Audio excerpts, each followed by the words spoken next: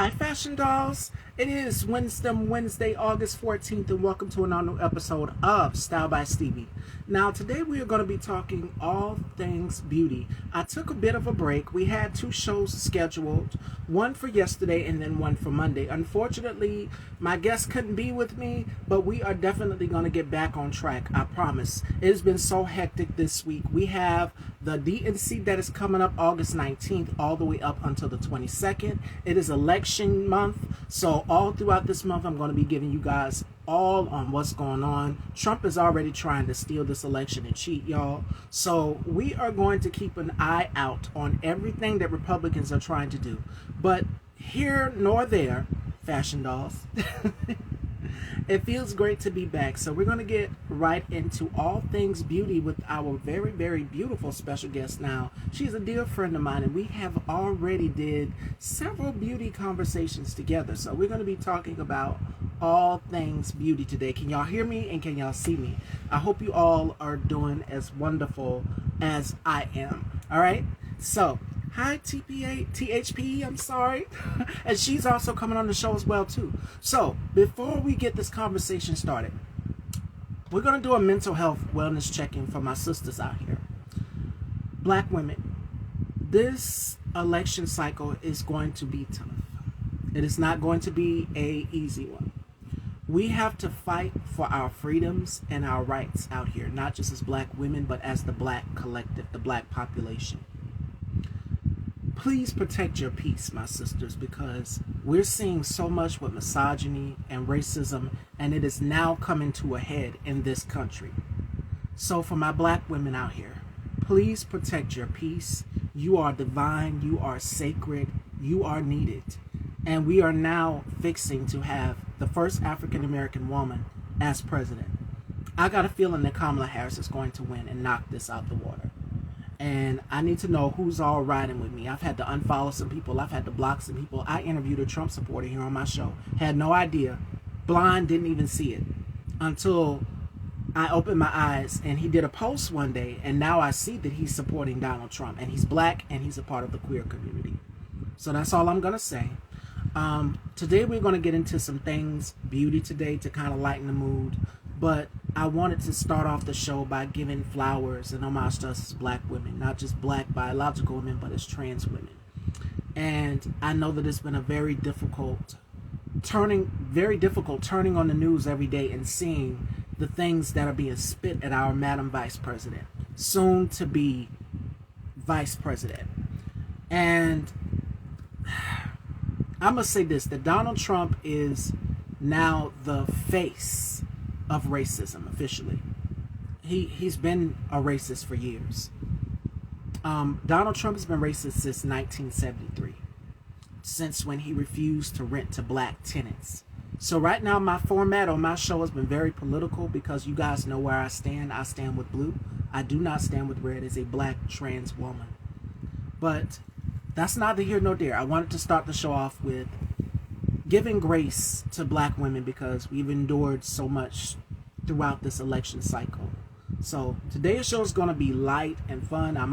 We're going to touch briefly because my guest today, she's here and she also specializes in trying to keep women healthy and making sure that you stay healthy as well too. Not just the glam. I know you guys like the glam today. I chose a different lip color because it is the fall month, so I wanted to go for gold today. So this color is from the Lip Bar, and it is called Goddess. And I am a goddess. I am powerful. I feel ferocious. And like our beautiful Madam Vice President said, I eat no for breakfast. I'm the same way. I'm a Scorpio. Y'all know Scorpios, we are resilient. So whatever you throw at us, we can take it. So without further ado, Fashion Dolls, are y'all ready for some beauty chat to find out what's on cue for beauty this fall season? Can y'all hear me? Can y'all see me? If y'all can, what color am I wearing? If you can hear me or see me. Shout outs to my brother at the K2 spot. Before I add my very special guest, because she is here. What color am I wearing today, y'all? Y'all see it? Y'all see that reflective? Yes, yes, ma'am. Yes, ma'am. Shout outs to my brother, the K2 spot. Make sure you guys go and check him out. He just did an interview, and I caught a glimpse of it before I came on. So Can y'all see me? Can y'all hear me? I don't have my buds. My buds, I can only hear one. Yes. All right. So let's get right into it. We have 83 days left until election, fashion dolls. Are y'all ready for some beauty chat? Are y'all ready like I am? Let's get into it. So let me add my very special guest, my girl. THP says iridescent. Yes, it is iridescent. It's like disco ball. So there we are, girl. Can y'all hear me? Can y'all see us? Fashion dolls, give us the go before we get into this beauty chat today, because I'm super excited. And we're going to get into this hair color, girl, because the last time you were here, you had braids. You changed it up. Yes, I always change it up. Always something different. And we chameleons over here. We don't stay the same. And I have a guy friend, and he says, blonde, why you always do blonde? I said, one day you do black. Why don't you go on ahead and do blonde? Stop doing blonde. I said, I'm a chameleon. I don't stay the Mhm. same. And neither does Rihanna. Rihanna said, as women, we get bored with our hair. So we're Yes. always changing it up. And I think the last time I had like an icy blonde, but today it's more so like a, how can I Like a say it? honey blonde. Wild, caramel, gold. Yeah. So, fashion dolls, are y'all ready? Let's get into this. You were saying, I'm sorry, I was cutting you off. Oh no, no, I was just thanking K Took for he said we both look good. Thank you, brother. Thank you. Yes. The last time she was here, I had like a, I can't remember, it was like an ash blonde. It's like an ash Mhm. blonde, I think. And now it's just more so like a messy, wild. I was in my Diane Carroll or my Tina Turner bag, shall I say. I wanted messy hair. So, I love thank you. So, let's dive, before we dive into this beauty chat, Sheila, how have you been, girl? You seeing what's going on in the yeah. news? We're about to have a black woman as president. We're seeing so much with misogyny. And you work, you and your husband Dame, who I've had Dame on the show, and we was setting the girl talk up while he was here, and we were talking about healthcare and how beneficial it is for black women. And you're seeing what's going on. So Sheila, my sister, how are you holding up mentally, girl, as a black woman? Because this year has been through a lot for us, from the Yeah. Olympics to everything we're seeing with our Madam Vice President. It has been so much. So how have you been doing? I've been holding up pretty good.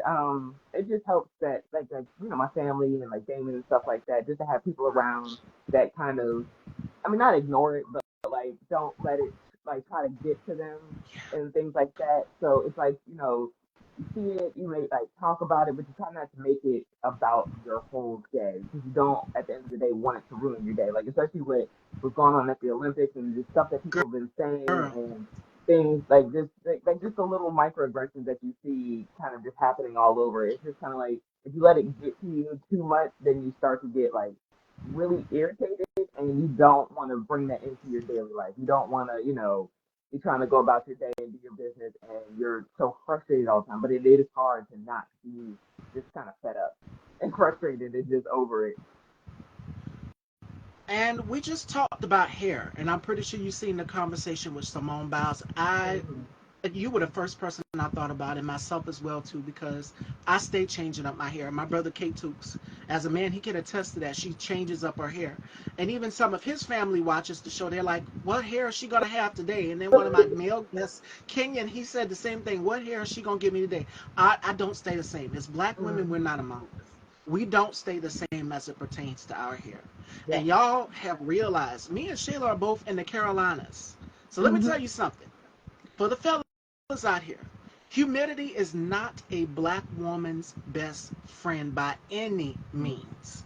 And to my ladies that are watching the show, you know that. If you go out in the heat, and I'm pretty sure it was hot over there in France, and they were Hmm. talking about Simone's hair, and I'm just like, if it ain't Like, one thing, it's another. You're policing our makeup, you're policing the eyelashes we wear. Shayla, what were your thoughts on that when you seen it? Because we are both hair girls. hmm. We don't stay the same. We change our hair a lot.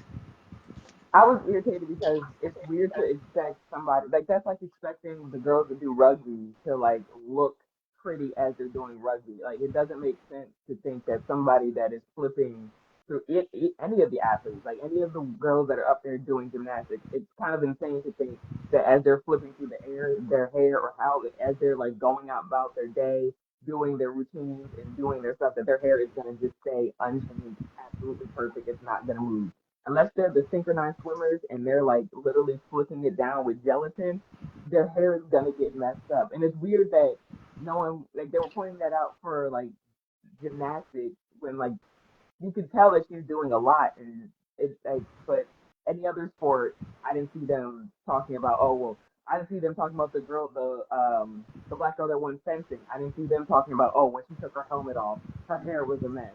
So why are you so set on saying something about Simone's hair? Like, there were a lot of people. If you wanted to judge, people's hair getting messed up at their events, there were a lot of people whose hair got messed up. The rugby women, I'm sure they all looked a mess after the match, but they won gold. Like, I don't understand this need to comment on the hair when that has absolutely nothing to do with what they're actually doing. And even gymnastics as a whole, they kind of along in that same vein where they'll dock you for, oh, this isn't as nice, or you have this showing, or we can see a bra strap or this or that. It's like, oh, I'm sorry, I was flipping 8 times in the air and my bra strap came out. I don't know how I'm supposed to do something about that. Like, it's kind of insane. And it's just like, as black women, can we not be policed on how we look, whether it's Mm-hmm. our hair or our bodies, or even in Congress? And I'm pretty sure you saw it too, Shayla, with our girl Jasmine.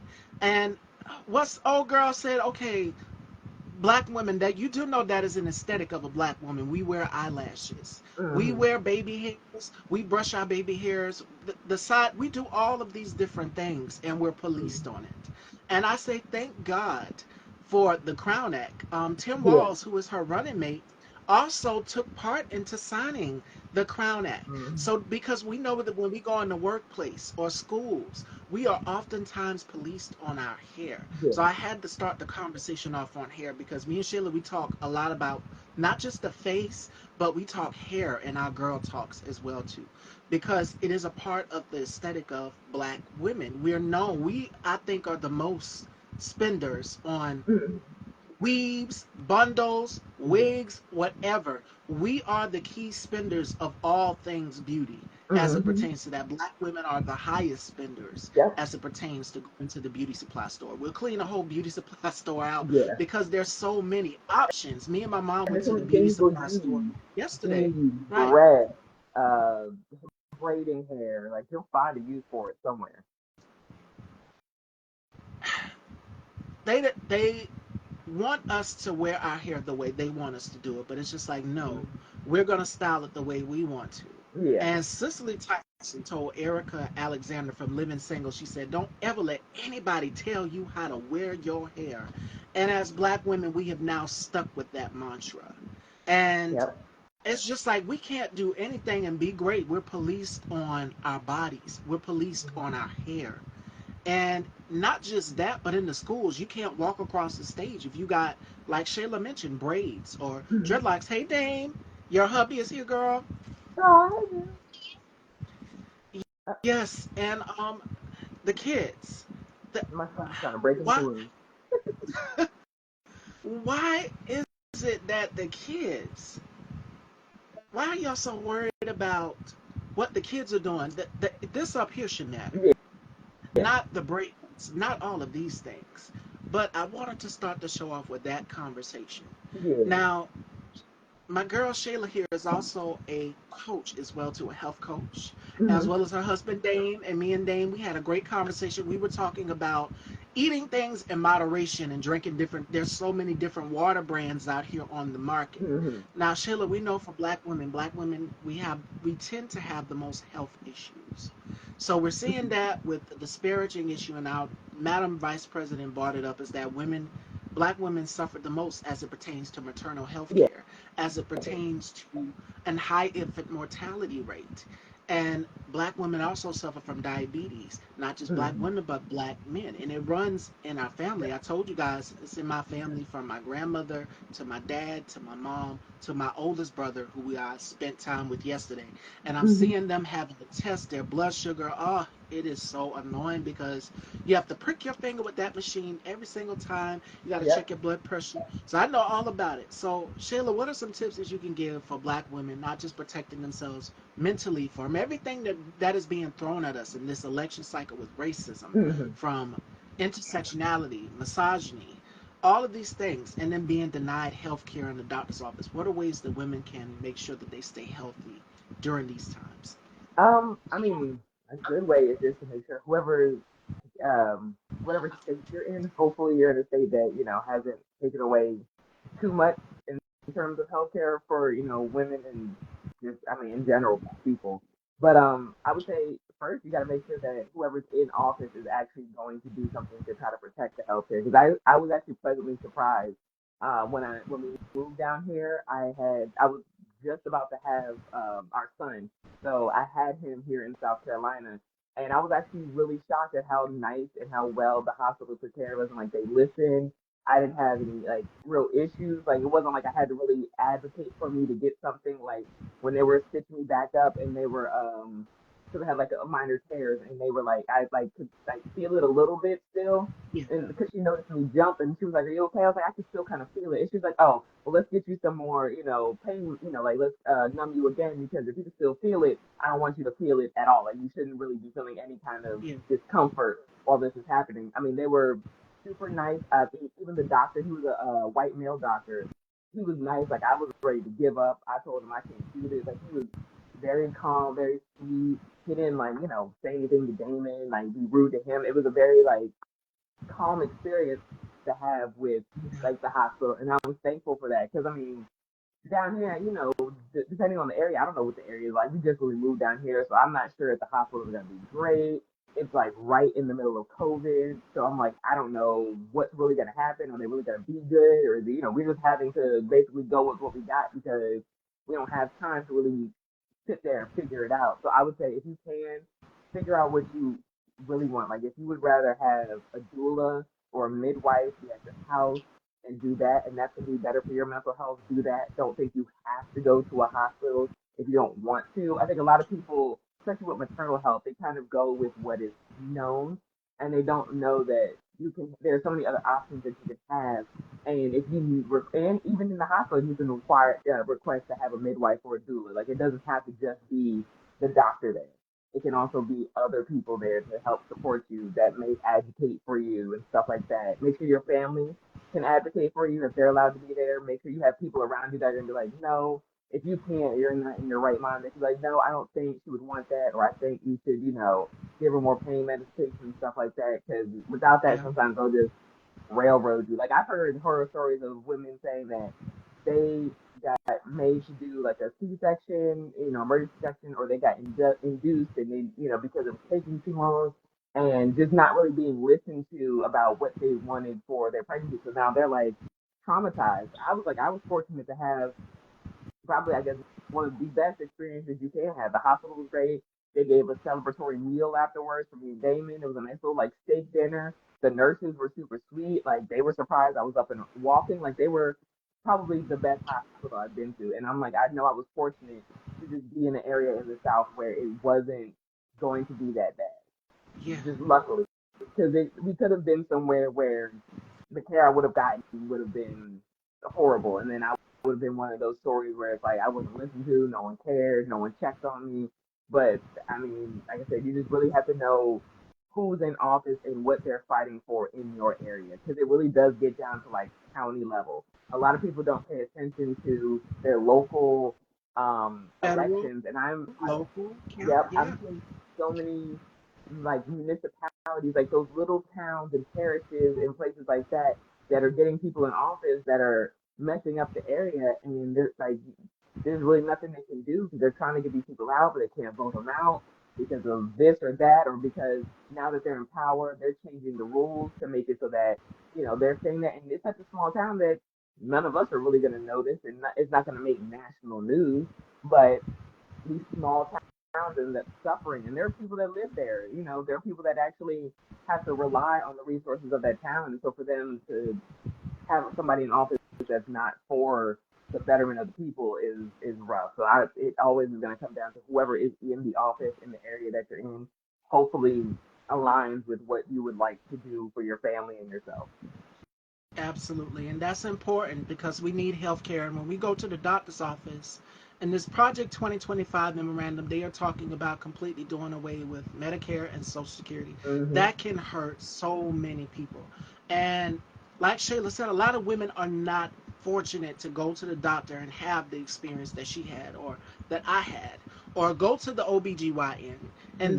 I'm hearing the horror stories about they Yeah. didn't check and sometimes they'll misdiagnose. Hmm. All of those things can happen. So it's important that we, like she just said, we have somebody in office that understands our bodies and let us have freedom to our bodies, because that's what's on the ballot this November. So make sure you guys get out and vote November 5th in your states. October 21st is early absentee in South Carolina all the way up until November 2nd. So make sure you guys please get registered. I have been encouraging you guys throughout this week, but I wanted to start the show off with that, talking with Shayla, because Shayla works in health. So you're not just going to learn how to beat your Hmm. face and what beauty trends are on trend for the fall. We're going to get to that, but we also want to make sure that you take care of inside as well too. And if your inside is okay, you will start to see on the outside. You'll glow, you'll be happy, and look beautiful at the same time. So it's important, especially as women, that we take care of ourselves, because the Hmm. system, the healthcare system, has failed us. And I've seen so many women say, "Well, I miscarried, and this happened when I went to the doctor." And I'm reading the stories, and it's just like, wow, Yeah. why is it that black women and black people, we can't get decent health care? Yeah. So that needs to be a conversation. And so you have to make sure that you take care of yourself as well too. And you said an Abdullah. The first person that I thought about was Summer Walker, because she Yeah. had an Yeah. Abdullah, Erica and you Badu. already know who the Abdullah. Mhm. Yep, our girl. I was like, that's So amazing. yes, That's a beautiful thing. and the process, she said the process was amazing with Erica, because Erica is just, she has such an energy about her. Yeah. I can't describe it. It's like when she walks into the room, you know her presence is there. I've never Yeah. met Erica Badu. I would love to, but she has what is it called? Oh my God, my camera done flipped. Let me switch back, y'all. This is so embarrassing. All right, here we are. We're back. Like I was saying, she has such a presence when she walks into the room. You totally understand and feel everything that she feels. She, it's something mythical about her. I just can't put my finger on Yeah. it. But It for Summer definitely is. Walker to have an Abdullah, because a lot of women have that option. He said, I don't want to go to the hospital. Mhm. I want to do it this way. And some women say, okay, give me a little bit more so I won't feel it. And when you know, when I go into labor, whatever. So everybody's experience is different. Yeah, And the definitely. experience should be comfortable as possible. Like Shayla's experience, your doctor should be caring to your needs and not Mhm. trying to police what you do with your body or tell you But how to they were do it. good. But They were great because I definitely told them doctors I'm done, and they were like, "No, you got this. He's right there." I was like, "No, I'm over it." I'm. Just, they were so sweet because I was just done. I was over it. I was like, "You guys are lying. You said I was close 5 minutes ago." I was so over it. Damien was great. They were all really great. Like I said, when they stitched me up and like they were just sweet. They made sure I felt okay. When like just walking me around and like taking me to the different rooms when I needed some like numbing spray so that going to the bathroom didn't hurt because no one explained that after the fact. No one told me that. I mean, it should make sense that the tearing was gonna hurt, but I didn't expect it to hurt as much as it did. So I was just shocked. But like I called them and I was like, can I get like something so that I can just, like be a little bit more comfortable? They brought it ASAP. They brought me my pain medicine. They were like, I mean, they were like fine. They were amazing. They brought the lactation specialist in. Like they were really, really on point. And they were kind of, I think, shocked that like, I guess how calm I was about everything. Like, for having had my first baby, they were like, you're pretty like, well adjusted. Like, I guess I was one of the few that they're like, wow, like we haven't had to do much of anything with you. They were super nice. They told me, to go ahead and take all the stuff that was in all the baby stuff and all the other things that were in there. They were like, take the diapers and all that. Go ahead. Like, it's not like we're really going to reuse it. Like, we usually do change them out. So they were like, just take all the diapers, all the wipes, everything that's in here, take it with you. They were the sweetest.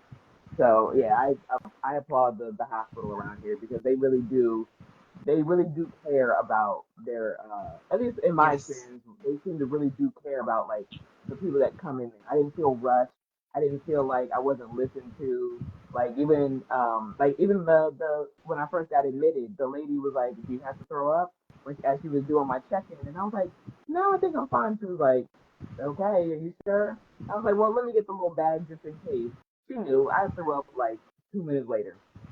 So it was like she was so sweet. She was just like, look, I know, I know what usually comes with this. Like she was just very like, sweet. She didn't try to force it on me, but she was like, I'm just letting you know you're probably gonna throw up. So it was amazing to have that kind of care and see people of all like races and all that. Just make sure that I was good. It didn't matter what it was. They wanted to make sure I was okay. They wanted to make sure I was fine. Like I said, this was in the middle of COVID, so like it's just me and Damon in there and the doctor. So it could have went any which way. They could have kicked him out because they felt like it was too many people, but they were genuinely so sweet. And that's how it should be. A doctor's job is supposed to care for the people. Hmm. And yes, this upcoming election, I hope she's gonna win. I got a feeling she's gonna win, and the Hmm. outcomes is good. So she cares about maternal health care as well as I care about us as women and as black people making sure that we get health care because we have the most issues from Yeah. diabetes. It's a number of things within the community, This and country it's just like, has a bad maternal death rate. Like out of like what they call the yeah, developed countries, our maternal death rate is kind of insane for how developed we're supposed to be as a country to have these issues affecting our women and stuff like that. And then the fact that other countries look at us crazy with maternity leave, they don't understand why we wouldn't give mothers months at least to spend with their child. Why don't fathers get time to spend? And then you wonder why that people don't have connections with their kids like you want them to. It's like, well, because everybody has to work now. Moms have to yeah, work maybe 2 jobs, dads got to work maybe 2 jobs, and they don't get the time without losing their job to sit down with their kids and spend it in those early months. So yeah, they're not having that time to really sit and bond with the kid, and then you're wondering why. Oh well, why is it trickling down here? Why don't parents care about the school system? It's like, well, they can't. Parents don't have the time now because you're not allotting them any time. When they take time off of work for their kids, and they're getting threatened with their jobs being taken away and stuff like that. And it's like, well, what am I supposed to do? You want people to have kids. Like they keep talking about how the birth rate is going down. You want people to have kids, but then you're not setting it up so that people can have the kids, take care of them.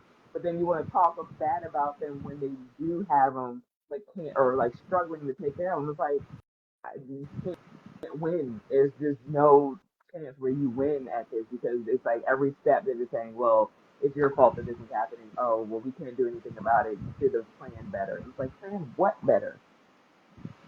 Like, you can right. plan all you want. Sometimes kids just happen. I'm sure some of y'all weren't playing. Y'all weren't, supposed, you weren't, your parents didn't plan you. You may have been one that was a surprise, but they kept you. They, made sure that you were well and all that. They may have struggled, but I don't understand why you wouldn't want to help somebody not have to do that, not have to struggle to pay daycare and stuff like that. Like, I don't understand why daycare needs to be like almost as much as rent a week or for some people. Like, that's insane. I could rent an apartment for cheaper than I could probably pay for a kid or two in daycare. Like that's too much money to be spending. It just and it, to get what? What do you like? Can you really get much from it other than your child just being watched by somebody else? Like sometimes there's not even like a real school environment provided. It's Right. all this. When you become a parent, you start seeing all this. And you're like, this is crazy. You start looking Daycare, at all of these school. things. Uh, And then I see what my brother's girlfriend, because she was pregnant with my nephew at the time, she took off maternity leave. So mhm, she was off. She done had the baby and everything. So it's just like you have to give the mom time mhm, to bond with the mhm. child and not go back to Yeah. work. I mean, if you just imagine if you had to carry a child in labor, because I was what, 8 pounds, 8 ounces when I came out. I was a big baby. And I remember my mom saying that. She said, "You gave me the same pain as your brothers and your sisters." And my God, by all means, When she said that, I mean, I knew every word she was saying. But my brother's girlfriend, she had to take maternity leave off. So Hmm. those days off, she took off to bond with my nephew. And then after those days was up, she went back to work and resumed right back to regular schedule. That's how it should be. It shouldn't have to be a woman should have to work while she's pregnant and in labor because your feet swell. I was there Hmm. witnessing the pregnancy my brother's girlfriend had because Yep. she came down to visit and I didn't really notice because she hid it. She wore black, and you know, black hide everything.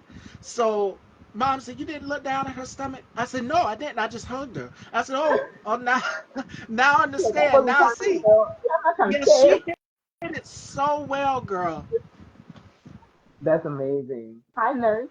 Hello. Hi, Nurse Chula. We are just talking about making sure that Black women have decent health care in this country. That's our concern, and we know the Kamala is going to be on top of that. Donald is trying to basically tax more to the rich, and Hmm. Kamala is trying to put back and help women as far as it pertains to health care and care to their bodies. So that's the key thing that stood out to me.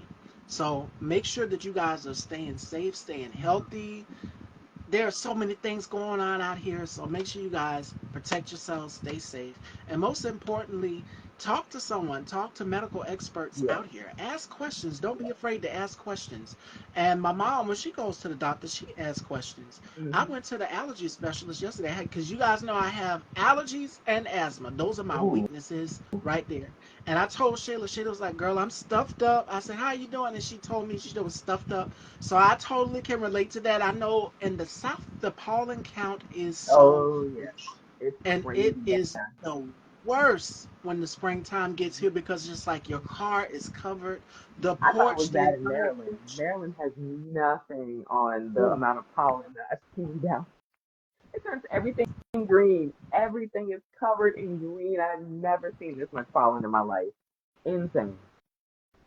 And it's on the trees, it's everywhere. You look down, even when it rains, because we've been having so much rain lately. Hmm. You look down and you see it, a reflection in the rain puddles is pollen. Yeah. So it's on the concrete, it's everywhere, and it burns your eyes. And let me see, Nurse Trula, the more money they put in healthcare is costing us large amounts in copay. And that's another thing, Medicare. Everybody needs Medicare, so you Hmm. can't cut that from everybody because when we go to the doctors or we go to, my brother went to the podiatrist yesterday, foot doctor. Hmm. That is the first thing that they ask you when you come in there. The receptionist, she'll be sitting right up front at that desk and she'll say, "Hey, can I see your insurance card? What is your insurance provider? Do you have your Medicaid card as well too?" Those are things that people need. So they can't cut Yeah. that, but that's what they're trying to do on Project 2025. So we got to keep our eyes on it. That's important. So everybody got to have a Medicaid card and we got to have decent health care, especially if you have asthma, allergies, any of those pre-existing conditions. And we know that us as African Americans, diabetes is a thing within our community. And that blood sugar is no joke. Hmm. So we got to make sure that we stay on top of that. Like we said, our eldest, my grandmother has it, my mom has it, my brother has it, and then my dad has it. Yep. And I'm seeing them having to take the machines. Now there's a different way that they do it. It's not just the old fashioned way where you prick your finger. Yeah. They have it now where it's attached. And I think Shayla told me this the last time, where it's attached to your phone and an app, and you can Hmm. see your Yeah, now blood you can just sugar and stick it on your arm and it'll like tell you, you can kind of just check the app and it'll be like, oh, your blood sugar is this, which I think is amazing because the sticking the finger thing, you spend so much money buying the little things and the test strips and then, and where now you can just stick it on your arm. It's a little sensor. I think they have to change it. I don't know if it's weekly or something like that, but they just pop it on their arm, they switch it out. It like I said, it connects. It tells them what their blood sugar is. I'm sure it probably alerts them if it gets low. Like that's the kind of technology I want to see. I want to see stuff like that. Like I want to see things like that. I think we as a country, I think it's kind of interesting, and I don't know if a lot of people see how we look to the world when stuff like universal healthcare is such a big issue for us to supply, but every like a bunch of other countries are like, I don't get why this is so hard for you guys to figure out. Like we've had that for a while, so it's like it's I don't think a lot of Americans honestly look at how America looks to the outside world to really see how crazy we look to some of these countries. Like we look insane. We look like we don't know what we're doing. And as one of the, like I said, the most developed countries, the richest, like we should be doing better. So all these other countries are looking at us like, I mean, What's what going on over there? And they yeah, got it together. like what is happening over there? Why is it so bad over there? Like why is like everything imploding? Like you got gun violence, you got this. Like why is there so many problems in America? Like what is going on in America? Why can't y'all get your shit together? Like it's sad because, and I don't think people realize that like the political leaders you pick, whether you think the policies that they're going to bring or whatever is going to be better or worse, whatever the case may be, you got to look at how on the world stage they're going to be viewed. And if they're going to be looked at like a joke, then it's not really going to help us in general on the world in the world stage. Because you not the president isn't just the president of the United States. He also has to represent us, or he or she has to represent us on the world stage. And if they're not up to par, everybody's going to know that. Like it just doesn't make sense to put somebody there that has no idea what they're really doing and is just going to make us look even dumber. Like we've got to see with Trump, like the people that he put in office for his first term, and like these people had no idea what they were doing. I can't remember her name, but the lady that was in the charge of the Department of Education, she had no idea what she was doing. She had no qualifications to be in that position, but yet was given that job. Ben Carson had no qualifications to be in the position that he was in. Just because you're a brilliant uh, neurosurgeon does not mean that politically you know anything about what to do. So I don't understand like these people that don't see that don't see that we're putting celebrities and we're putting people that have no business in these political positions in these positions, have never once cracked a law book or anything like that to know what really goes into political office, but yet we're trusting them with these big groups like housing and development, like the Department of Education. And it's like so you're wondering why things look shit when you're putting people in place that don't know what they're doing. They've never had this job before, never had to have done anything like this, and you're just assuming that they're going to do the job well. No training, no nothing. You're just giving them the job and saying, go for it. And you wonder why education looks the way it does now. Like, you wonder why there are just schools teaching and doing whatever they want. Because we had 4 years of somebody that didn't know what the fuck to do with the Department of Education and just kind of let it do whatever. Like she was literally being grilled by Congress about how little she did for the department. Like it was that serious. Like she didn't know what to do. She was getting asked questions that she had no idea how to answer. But yet we And what he think does that is he dances around them. He dances around yeah, them. it's like you don't And know the answers and you're just gonna I don't know. It's just dumb. Nurse Chula brought up an excellent point too, especially breast cancer. Eventually, I'm in 4 years cancer free, but it's Yeah, costly. it is Yeah, costly. Having a kid is sure. costly. Like just it's expensive without universal health care. It's expensive and it doesn't need to be that expensive. Like I think people said in other countries they had kids in, you spend like what we equivalent to like maybe $500, maybe less than that to go in and to have a kid and you got a nice room, you're getting, you know, food, you're getting all that stuff. In Japan I know they like take care of you, like they, take care of you, bring you all these teas and good food. I saw a lady Yeah. even show like it was like a I guess like a mental health facility in Japan. And she was like, you can check yourself in. They don't like they give you kind of like your own room. They give you Mm, meals, but like you can check yourself in there, and they don't treat you like you're a criminal. They treat you like you're somebody that needed a break and that was going through something, and then just kind of needs to have a moment to yourself. They don't treat you like you're a criminal, lock you up, take everything away from you, and all that. They treat you like, yeah, you just needed some time to reset. Stuff is stressful, and I was like, I don't understand why we can't figure that out here. Like, what is so hard about that? and that's another thing. If he cuts Medicare, therapy, psychiatry, that will also hurt people too, especially black people. We are now starting to normalize and prioritize mental health. And I Mm-hmm. opened up the show before Shayla came on and I said black women, because Niecy Nash and Marilyn Mosby, we know Niecy Nash, the actress. She Mm-hmm. said something about the election cycle. She said, black women, this election cycle for us is going to be a tough one because they Mm-hmm. are going to throw racism at us. They're going to throw misogyny at us. And we're going to see sexism as an all-time high because we're women, and they don't want women, especially black women, in powerful positions. Mm-hmm. So we have a lot of misogyny to unpack. They're not ready to see women of color, us, me and Shirley, we're both black women, Mm-hmm. see us in powerful positions because they're afraid. There are some people who are just not ready for that. But I said they better get ready for it because one thing this woman is not taking. She says, I eat no for breakfast. I said, oh, she's got my vote already because I have the same mentality as Shayla does too. We're bold, and black women were unapologetic. And one thing you can't do, you can throw as many stones and daggers or whatever at us. We still gonna keep going. We still gonna keep going and dodging them. Yep. But the main thing that we have to prioritize, and it's Taraji P. Henson that spoke out about mental health. Niecy Nash said, make sure, sis, you protect your mental health. What's her name on YouTube? Politics by Tabitha. She did a Dear Black Women video, and she said, Black women, I know this is going to be hard. And I said, comment under the comments, and this is what I said, Black women, Malcolm X said it best. The most disrespected human being on the face of this earth is the black woman. Mm-hmm. We have had so much tyranny and trauma we've had to go through in our lives. And now we're seeing it all come to a head with this man who is saying, oh, women without children need to be taxed. His vice president said that, y'all. Mm-hmm. And then you have one that says, well, I can do whatever I want to do. I can take somebody's life on Fifth Avenue and nobody will even care about it. He's right. He's rich, he's white, Yeah. and he's privileged. And he can do whatever he wants to in this Not a lie. country. And as Shayla just stated, he fumbled a whole pandemic. Like we're in need of relief right now. Our people are sick and passing away, and you downplayed this whole entire thing.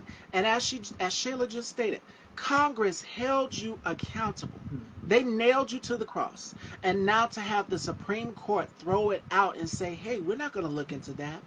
But guess what's coming up, y'all? It's more lawsuits coming up. Celine Dion said, I didn't give you permission to use my song at your rally. Mm-hmm. Celine I Dion don't said, know why he let me thinks he put a can stop do to that. that. Why he thinks he can use, because that's like part of the whole political thing. Like you can't just use somebody's song for your own gain. That's somebody's IP. That's their intellectual property. Either they own it, or the record, or the recording, company owns it. You can't just use a song. It's like just if I wanted to play it on stream right now, I can't play a song on live and just be Copyright. like let it play. Mm-hmm. No, they'll cut it off. They'll be like, no, you got to pay for that. You can't just the DJs. I don't think people realize that DJs have to pay for those songs that they play when they DJ sets. That either the venue is paying for it or the DJ has basically paid to say, hey, I'm going to be doing shows. Can I, use this music and stuff like that? But if you don't have that, you can't just play somebody's song. If you don't have the licensing agreement and all that, you can't just go ahead and play that. It'd be like him deciding he wanted to play one of Damon's songs. No, just because his music is copywritten and licensed, you have to pay him to use that song. You don't just get to play it wherever you want. But I don't know why he thinks he could just. I think it's just that mindset of I can do what I want. Like I've been able to get away with what I wanted for so long that I could just do it, and then if there's backlash, and it's not really gonna cost me anything to deal with. Like it's just whatever. Okay, I can't use the song. Well, I gotta, pay money or whatever. Okay, cool. I'll just pay it. Like I think that's the mindset that a lot of people have, and it's not conducive to anything. It doesn't help anybody else. You just be At like, oh all. well, oh well. And Dame would probably go off. I can see Dame right now, like, what you use it? Because Dame works in music, you guys. Mm-hmm. And if he was to use one of his samples, I could see him right now. I could see it in the future if that was to happen. But also, not only just that, but the state of Isaac Hayes. Isaac Hayes the third Mm-hmm. came out, Yeah. and he was upset about it. Like, my father did not stand for this.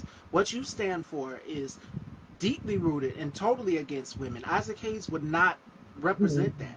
So his son came out and said, no, we gonna handle that. They've already got the paperwork. He posted the paperwork and everything Mm-hmm.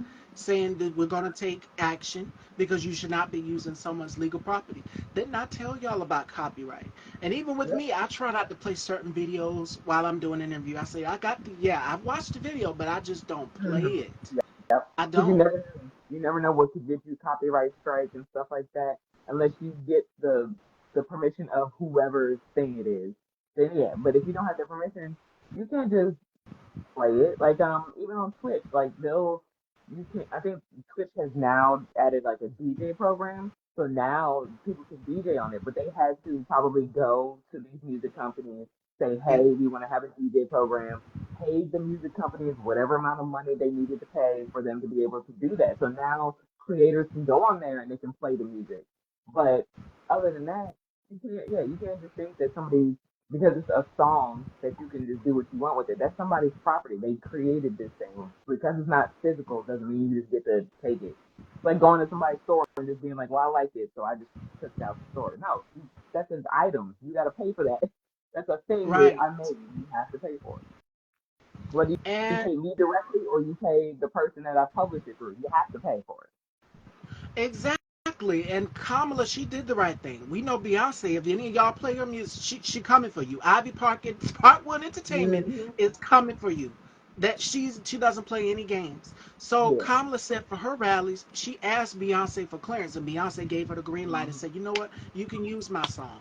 So as every time she does a rally and you hear Freedom play, Beyonce is getting paid for that because Mm-hmm. she asked for permission. That's Yep. how you have to do it. But he thinks he's above the law, and nobody is above the law, Yeah. not even a former president.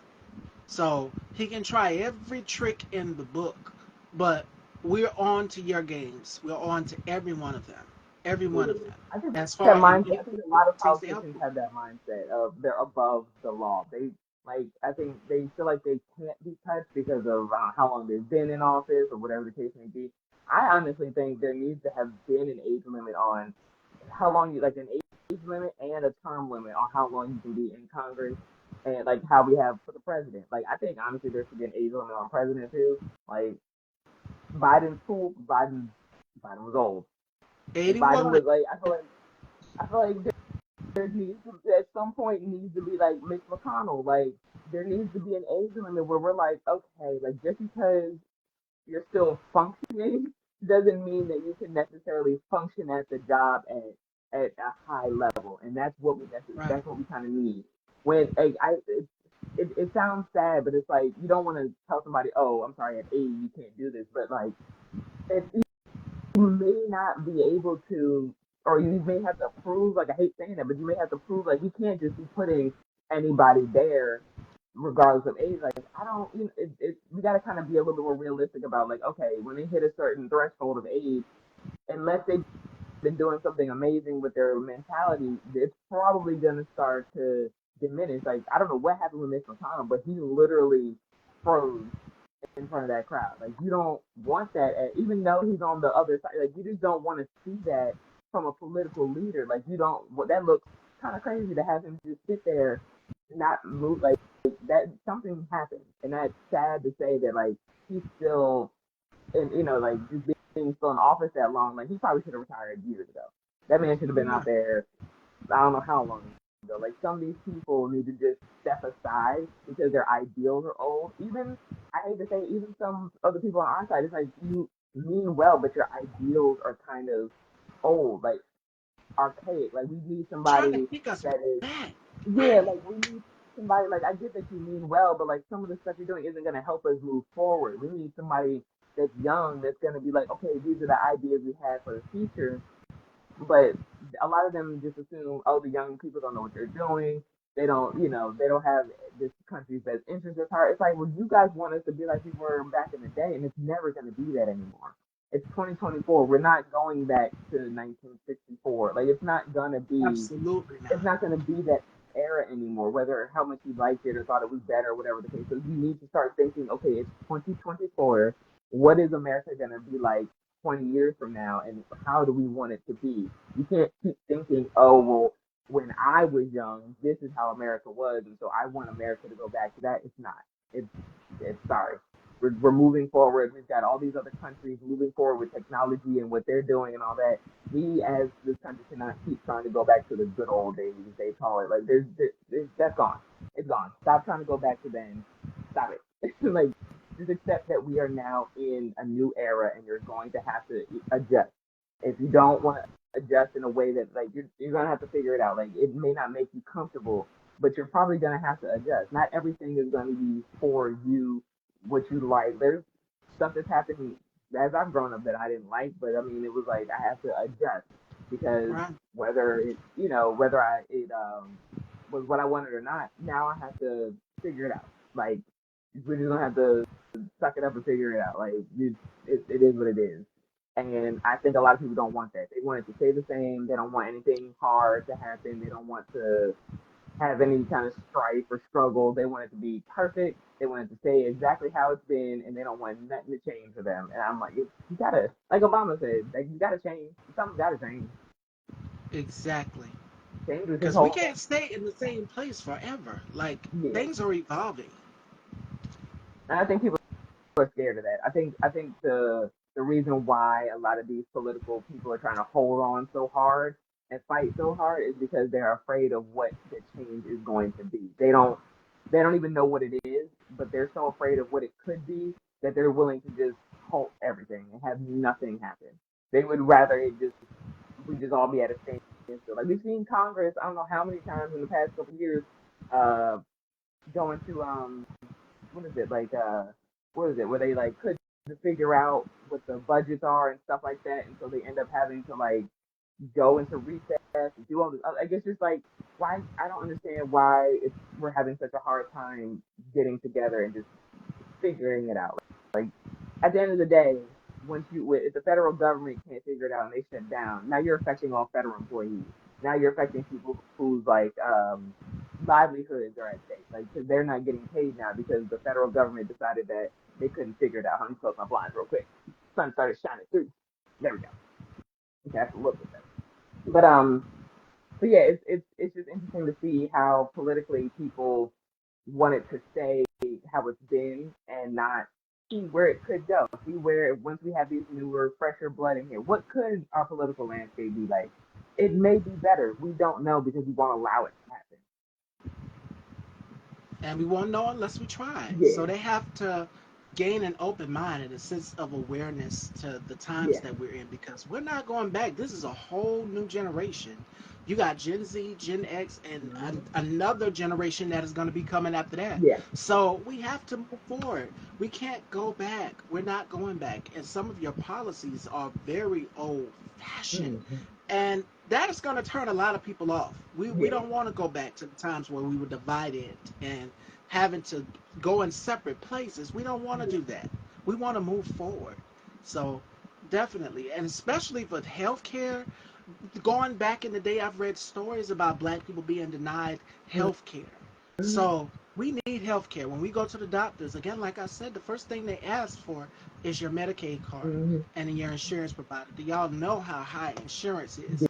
Like if you yeah, go to Global Life or you go to any of these other insurance companies out here, you got to pay an arm and a leg. yeah. Unless, thank God they put the Affordable Care Act into place because that can help Yeah. people. It's, And if it's he makes it a takes little bit that away, easier. he guts that, Mhm. that's going to hurt people out here. And it's interesting because it's not just gonna. A lot of people don't realize that. Like I talked about this with Damon before during Trump like first campaign. He visited a lot of like smaller towns that people don't normally go to when on the campaign trail.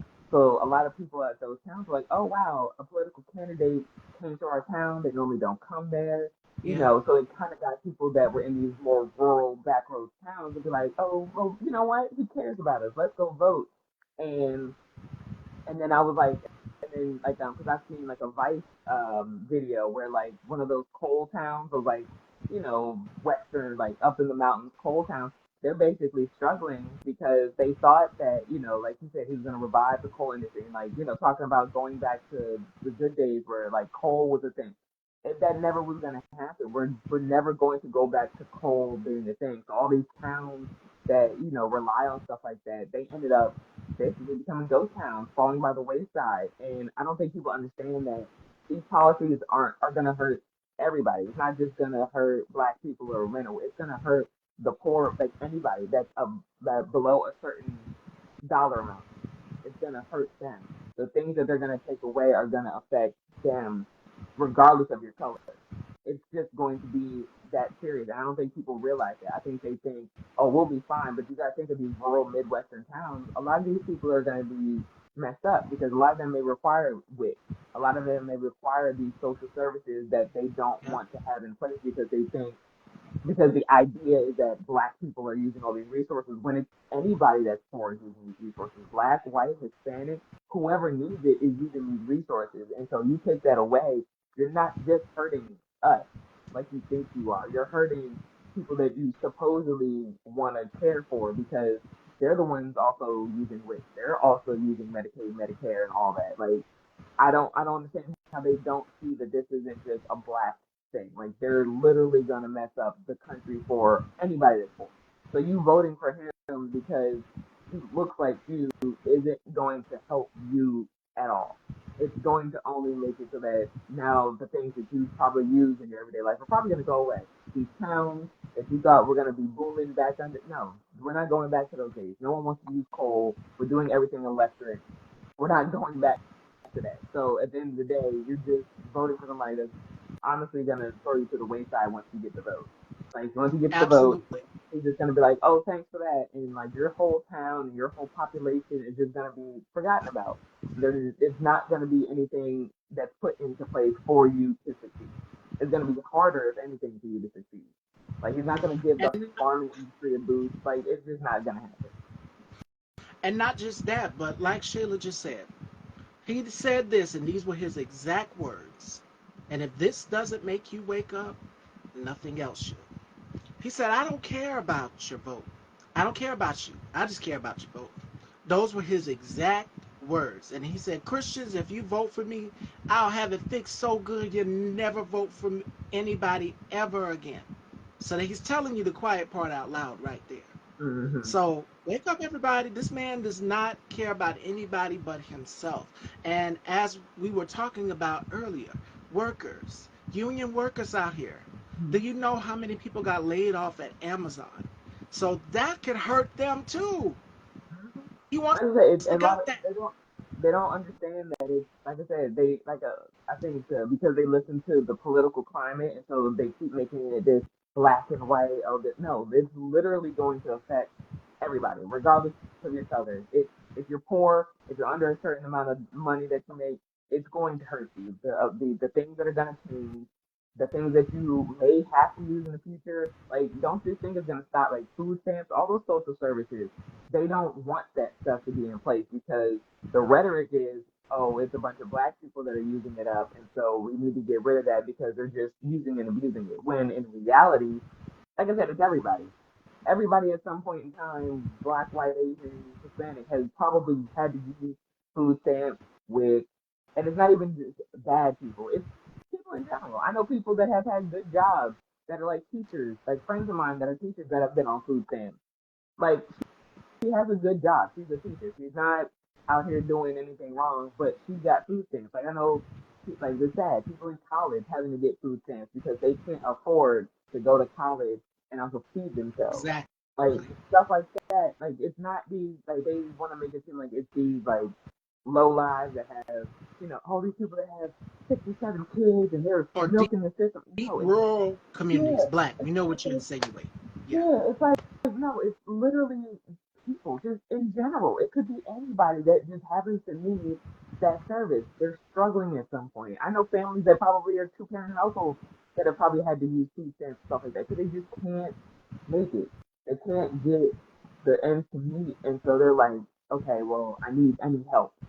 And if you take away those services, you're gonna have a lot of people struggling, a lot more than that are struggling right now. And I think people, I mean, I think people would have to wake up and see that, but I don't think they're gonna. They wouldn't see it until it was too late. But I don't think people realize just how much could be taken away just because of how somebody feels politically and how that'll affect all of us in whatever various ways. Even if you think it doesn't, it's gonna affect everybody in like little ways. Because now this is gonna happen, or this is gonna change, or now this is more expensive because now we've gotten rid of this. Like you just don't understand the ripple effect of getting rid of one policy. You think it's just gonna solve this problem, and it really isn't. It's gonna cause six more because it's a like it's one of those things like where people say, "Oh, water isn't a basic necessity." It's like, well, how can you say that when we have people that are literally dying and fighting over water? Like it's a definite Climate necessity. change.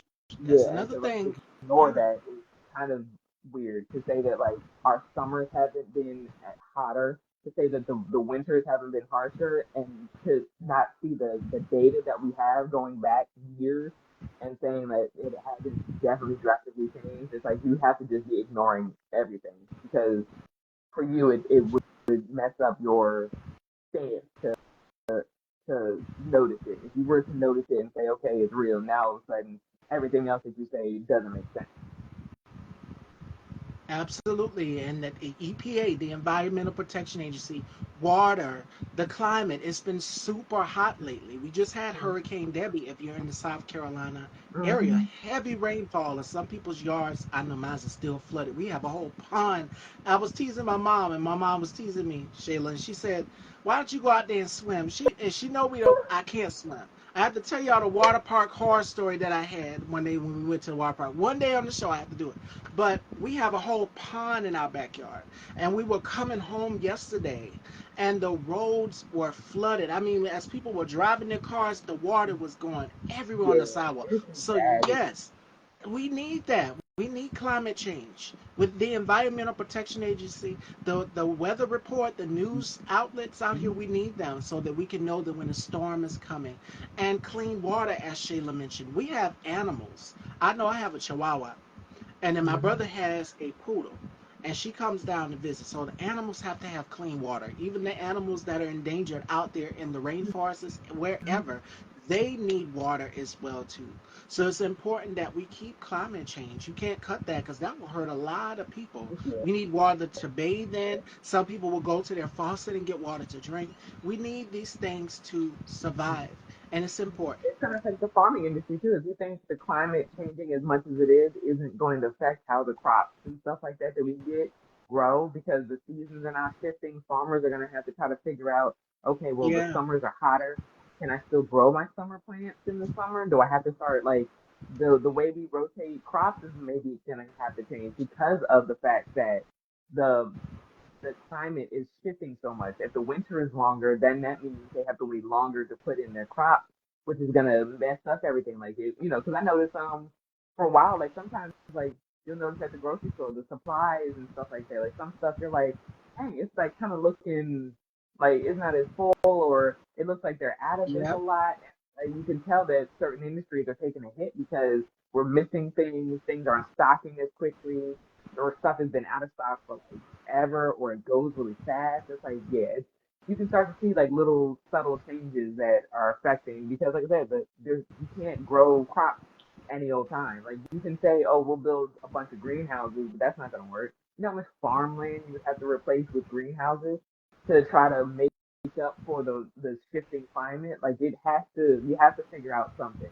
Because like I said, it's like I said, if we get rid of the agencies that are in charge of making sure we don't mess up the climate even more, Right. then yeah, like you said, the farmers are going to start being like, well, I can't grow my crops until almost, March, April because, or maybe even later than that, because sometimes it's still snowing in March. I might not be able to put my spring crops in until April, and then by then, summer heat might start rolling in, and I might lose those crops because it's so hot. It's like it's crazy. They don't think about stuff like that and how that's really gonna affect us in the long run eventually. Like if we just say, oh, we don't need this agency or we don't need that or that's not that important, how that's gonna mess us up. Like getting rid of the Department of Education, that's not going to be beneficial. I know you guys want to teach your kids what you want and blah blah blah. You want each state to be, but you do understand that there are kids now in multiple states in counties and all that that can't read at the level that they're supposed to. It doesn't matter what school they're at. They're not reading at the level that they're supposed to. They're not able to write like they like comprehend things like they should. But we think it's okay to just get rid of the Department of Education and just hands off, let So many teachers whoever to decide. be without a job, Sheila. That's another thing that burned me up because I'm just like, I have friends who work with kids who are school Mm, teachers who I work do have a within lot the of public education friends. system. You can't get rid of that. And then we had like my dad and my mom used to be a guidance counselor and like an administrator for years, and then my dad he's still substitute teaching in Delaware, and even like my dad has said it's gotten so bad in the schools because the schools themselves have kind of like limited teachers on like what they can do like apparently it's like they almost can't even like call home anymore. Like a lot of these parents don't care. It's sad. It's like because of how bad the Department of Education and the education system got over those 4 years. You got parents that don't care. You've got teachers that are kind of giving up because they're just not getting the backup that they need.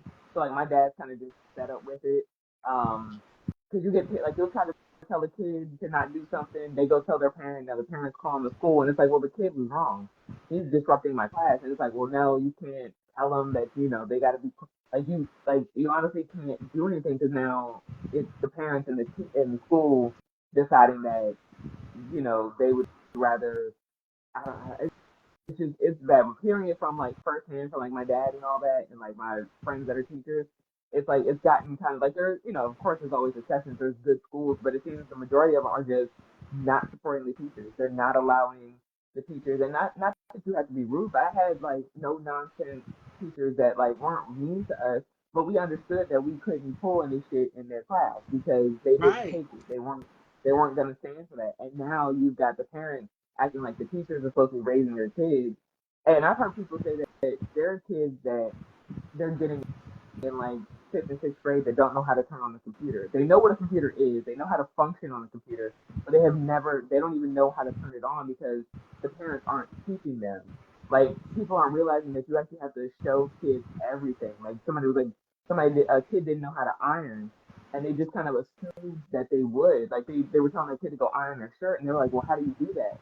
And they forgot, like, oh no, I have to teach you how to iron. I have Yeah. to show you how to plug it in, turn it on, settings and all that. Like a lot of these parents are kind of just on autopilot or just assume, well, I sent them to daycare and to school. You guys taught them that, right? And it's like, no, that you're their parent. You should be teaching them like some basic things before they get here, so that when they get here, we're just supplementing that. You can't just expect the school to then raise their kids, and then when they're not doing well, you're looking at us like, what's going on? Like that's what like my dad has been in education for years. Like that was his whole job from me being in school to like adulthood. My dad was always in education, so I've always seen him like you know in that mode with like grading papers and stuff like that and teaching kids. And I remember it not being that bad. Like I remember like we had a couple of kids that were bad, but for the most part, everybody loved my dad. Like he would have snacks in his classroom for kids if they got hungry. Cause you never know somebody's home situation. So he would always have like cookies or crackers or like flavored water and stuff like that for the kids. And I don't even think you could do that anymore now because there's so much like nitpicking on the teachers and what they can and can't do and all this and that. So he's like I said, he's over it. He doesn't even want to sub anymore because it's gotten to the point where you can't help the kids as much as that you may want to. There's gonna be somebody saying like they got one of my favorite math teachers fired from my high school because they kept like poking at him and messing with him. It was when Damon's sister was going there and she was in his class and she was like the kids were just constantly being rude to him until he snapped and then they recorded it and then of course the video of him snapping is what they showed to everybody, not them messing with this man for months. She was like, it was annoying because she liked him and really wanted to learn from him, and they ran him out of that school. Like he couldn't do it anymore. He's at a different school now, and I'm like, that's the kind of thing that because you've allowed the Department of Education and like these school systems to get as bad as it is, you've got kids now that think this is a joke. I can do what I want in here. I don't have to take this seriously. Like there's no seriousness. Like the superintendents aren't doing anything. It's just a free for all. The kids are just doing what they want, and then if the teachers try to fight back, it's not. They're the ones that get kicked out and told to go somewhere else and all that. Nothing happens to anybody else. And I think that's so sad. We're losing so many good teachers. Yes, and they are helping these children Yeah. out here. They're helping them because there are black children that can't read at a certain grade level, and that's the sad part. And the thing is, you're letting go of these teachers. They're helping these children. Mm-hmm. To get, Because I say, the some ones parents that don't are like the the way bad they kids, system. discipline them. Mm-hmm. Let them go to the principal's office. And the Yeah. thing is, we can't give up on the bad ones either. No. They have to learn as well too. Discipline. Yeah. And like you The said, least, as it pertains to that ironing, home ec, because I took yep. home ec when I was going to school. It was culinary arts, Mm-hmm. and what I loved about my teacher was that she let us work together in groups. Mm-hmm. We were friends. I have friends in the class with me. And we all worked together collectively to work on it because we never cooked anything and we Yep. followed along with her instructions. I passed that class. But it's kids that don't know how to use an iron, that know how to use a stove. Mm-hmm. And you learn. You have to teach them and work with them. Even the bad ones, we can't give up on them. Yeah. Every child deserves to make something of themselves.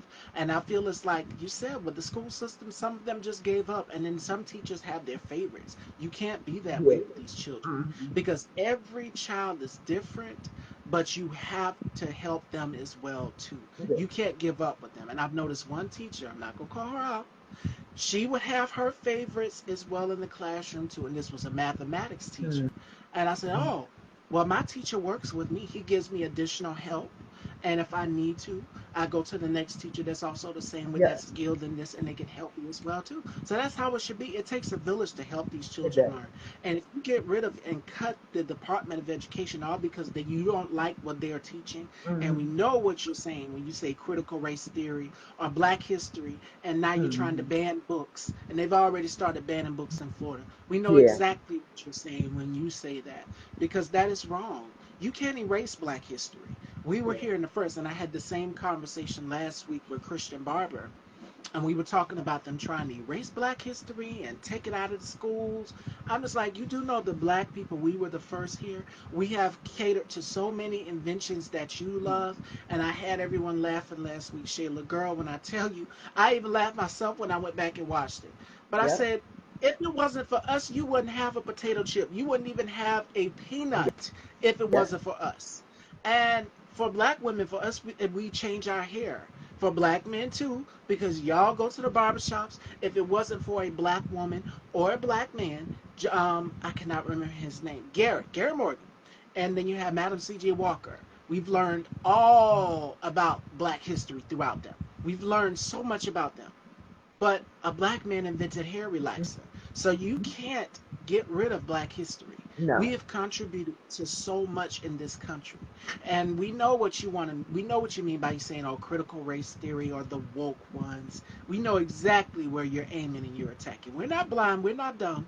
We know you're trying to erase Black history and you're trying to completely whitewash it. And that's Yep. the thing, even in the beauty industry too. Like I said, Black women, we are the key consumers of hair and makeup. We spend Mm-hmm. millions of dollars in the beauty industry, and we keep the beauty industry flourishing. So we see the racism that is coming out. We see it. We know exactly what you're saying when you say, "Oh, we need to get rid of critical race theory or and gender ideology or whatever else you say." We know what buzzwords you're trying to say, but the main key word is black. You can't erase our history. So when you Yeah. say critical race theory, we know what you're trying to say. You don't want to learn black history or have it being taught. Ruby Bridges, who was also a prominent figure in black history, Mm-hmm. her book, she wrote a children's book, Shayla, and her book is banned. I'm not surprised. It's interesting how they. It's like it's not like it's a lie. They just don't want to. And I don't. I think I don't know if I won't say we're the only country, but we're one of like the few countries who has like a past that maybe we don't like that we try to act like doesn't exist. Like at least Germany, like they acknowledge that the Holocaust happened. It was a bad time. We shouldn't have done that. Like they're like maybe we were, we were bugging a little bit. Like even Japan with like how they were back in the day. Like Japan will be like, yeah, feudal Japan was kind of crazy, doing, a little nuts, but like we figured it out a little bit. We got a little bit better. America is one of those countries where we just try to go like, I don't know what you're talking about. They just act like they've been here forever. There was nothing that ever went wrong.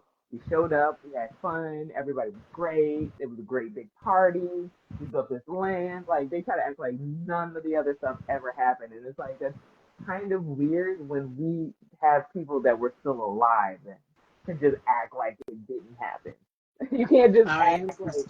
this wasn't like 400 years ago, guys. Like we're talking like we still have grandparents and great grandparents that remember this stuff. So like you trying to act like it doesn't exist when those people are still alive, it's kind of weird because like they're now you're playing in their face saying whatever you went through was a lie. You didn't see what you really saw. You didn't grow up in the South and have to deal with all that. It's like No, I'm pretty sure my grandparents remember what it was like. Like they're young and they're old enough, young enough to remember what it was like. Like there's people with great grandparents that are in their 90s. They still remember Oh what yeah. it was like. Like it's not like it just it's not that so far removed that we can't all still have the impact of it and see what was happening. There's still, like people say, there's still sundown towns. There's still places where you don't want to be at night as a black person. Like, you just don't want to be in those areas. And we can't act like that hasn't been a thing. It is still a thing. We can't just ignore that part of history. We can't just act like that didn't happen because then there's a lot that you can't explain. And you can't just start rewriting how we feel like history should be written. And just that's disrespectful to the people that went through it too. Like on both sides, that's just disrespectful to the people that actually lived through it to try to rewrite what they went through to say that this is how it happened now because you're just now you're lying. Like now you're not honoring any ancestors or whatever you want to do. Now you're just lying about what really happened. You really want to tell the story of your ancestors, then tell the story of your ancestors. Don't try to change the narrative because that's not, like I said, that's not honoring the family. That's not whatever you want to do. Your heritage, yada yada yada. You can't lie about that. That's probably more dishonor than anything else to sit there and try to lie about what really happened. Or cover it So I just, up. That's what they're trying to do. yeah, Cover it yeah, up. you They don't can't. want you to know. And it's like I said, it's just weird to do that when those people are still alive. We still have people around that remember what happened. And you trying to ban a book that talks about it? It's like, well, Ruby Bridges is still alive. She still remembers what Oprah Lee happened. too. The Yeah, it's like mother she of still remembers Juneteenth. what She's still happened. alive. She still remember those people yelling stuff at her. Like she's not dead. She's not like this isn't like she's been dead all like no, she's like what I'm sure Martin Luther King Jr.'s kids still remember the shit that they went through with their dad. Like you can't act Mm. like this stuff isn't still relevant just because you don't want to talk about it. And I think that's the weird thing. It's like they have such like I don't know if it's shame or whatever like that, but they want to act like it didn't happen so much that they're willing to just rewrite stuff. And it's like that's a weird way to have to feel ashamed about something that you did. Like I said, other countries are like, oh, we shouldn't have done that. Like maybe Japan is, sorry about Pearl Harbor, but they're like, we're not that country anymore. Like we acknowledge that it happened, we did it. That probably wasn't our greatest moment, but we're not gonna act like we never bombed Pearl Harbor. Like they didn't just, you don't see Japan being like, I don't know what you're talking about. Pearl Harbor who? We didn't do anything. I don't know what. Like they don't do that. So it's weird for America to just put on blinders and act like, no, what? Black people in slaves, we didn't have that. No, we came over here, we made friends with everybody, and it was a great time. Like that's a lie. The good You old can't do that. days, as Yeah, Sheila like stated earlier in the beginning, the good old days. you can't do that. You can't do that. Act like we all kumbaya together and built this nation. Like no, we didn't. We didn't. It didn't happen the way. You can't keep acting like it did. It just didn't. It's crazy. Exactly. Whitewash history, and that's why we got to Mm-hmm. protect and preserve our history.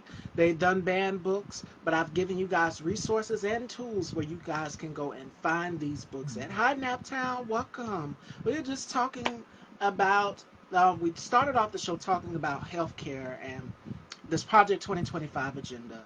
And pretty soon we'll be venturing into the beauty, and then we're going to wrap up. We went over an hour, but this conversation needed to happen with black women because Yeah. right now what's on the ballot is black women's uteruses Mm-hmm. and ovaries. They want to take away a woman's rights to her body. They want to take away queer people's rights to their body. They want to control what you read. They don't want you to learn. If you have friends or colleagues that are in school that teach school, they want to eliminate the board of education, and that's a problem because teachers save the world. And her vice president elect was a school teacher. He taught social studies, if I'm not mistaken, Tim Walls. That's what my So dad he taught. works with kids. So history. This what Donald Trump wants to do is a dictatorship, y'all. This is authoritarianism, and if you don't know about it, if you don't know about authoritarianism, all you got to do is punch in Adolf Hitler, punch in Mussolini, punch in Putin. and they will tell you what a dictator or an authoritarian regime is. That's what Project 2025 is. We're not blind. We know what y'all trying to do. Y'all trying to take us back at a time where things were horrible, Mhm. basically in a Great Depression, because Trump wants to do tax cuts for the rich. Y'all know Mhm. that. But that's important. He wants to stay in the billionaires boys club, and that club is white and male, and it does not include America. It does not include everybody. It's not for everybody. Yep. Unless you Clarence Thomas, that's a whole other discussion. Now he makes millions of dollars. Yeah. There's certain ones that are gonna slide through because they play the part well, but it's not for them. They're just there because you need to have that from one or two black friends to say that you're cool. It's not because they Absolutely. actually think that you're, with them and stuff like that. You just need them one or two black friends to feel like you're cool. That's it. You're not part of the club. You're not really with them. Like that's how I was like, even the white people that like think that they're for them, that they're not. You're not rich. So even though you think that this is going to benefit you, and oh, suddenly you're gonna have a no, that this like the people that you think are stealing your jobs, you're still not getting those jobs, sweetie. Like you're just not. You're not gonna get those jobs. Those jobs were never for you. Just because now, oh, we closed the border or whatever you think Trump is gonna do, those jobs were never for you. You're never gonna get that job. It wasn't because of this person. It was because they didn't want you. I've seen even now recently where like you've got people saying that affirmative action is ruining them getting into college. It's like no, you It just benefits don't have the test scores white to women get, more. and it's like you just don't have the test scores to get in. That's not our fault. Like I've seen some Asian students have been like, oh, affirmative action stopped me from being able to make your test scores aren't good. Like I don't think it has anything to do with that. I think you guys just are so used to having gotten into these schools with mediocrity that now when it requires actual excellence, you guys are realizing you don't stack up. You're used to them just accepting people because of how they, oh, you're Asian, oh, you're gonna be, oh, okay, cool. You just no, sorry, it doesn't work that way anymore. Because I did see, I think it was like I can't remember if it was an Asian guy or girl, but she was actually like trying to say that affirmative action was the reason why she didn't get into like Harvard or Yale, and it's like, baby girl, maybe you just weren't good enough. Like the simple fact is you could have just not been good enough for what they wanted and you just didn't make it. Like stop trying to blame other things for your mediocrity. Like I hate to say it, but you gotta stop acting like it's just black people's fault that you didn't get this or that or all that. Maybe you just suck. Maybe you They just blame aren't the good. blacks. That's what they do. They blame the black. They blame us. Affirmative action benefits white women more than it does us. It benefits white women. They So it's not. forget That's it's not not just us. a black and brown thing. Like the whole affirmative action was to get women, like it wasn't just the whole black and brown community shove them into schools. No, it was to get more women in there as well. Like, and that's actually funny because me and Damon were looking at a video that was talking about the the video game. It kind of relates to video game industry and how like people aren't really liking the video games lately and how like the characters are being portrayed, and then they showed some of the teams that have been working on these games, and we were kind of shocked too because like yay for women, but it was like almost exclusively white women in these dev teams, and they all look the same. But then they talked about diversity and inclusivity, and I'm like, have not seen a brown person on these teams, and yet you're talking about diversity and inclusivity. So you wonder why when you create these characters, people don't like them. You're creating a game that you're trying to make black and brown characters in, and you have no black or brown people that are even on your team to consult with, but you're preaching diversity and inclusivity and all this and that. And it's like, well, that's cool, but I see like 50 women that look exactly the same, and you're trying to tell me that you're diverse and inclusive. Like, where's the diversity? Is it in the like? It was weird to see them try to like push that, but then not see the representation there. But then like me and David were realizing that like a lot of the characters that you see in these games, like that are black and brown characters, you realize like the way they're portrayed is kind of like a caricature and not like a person like just that just happens to be brown.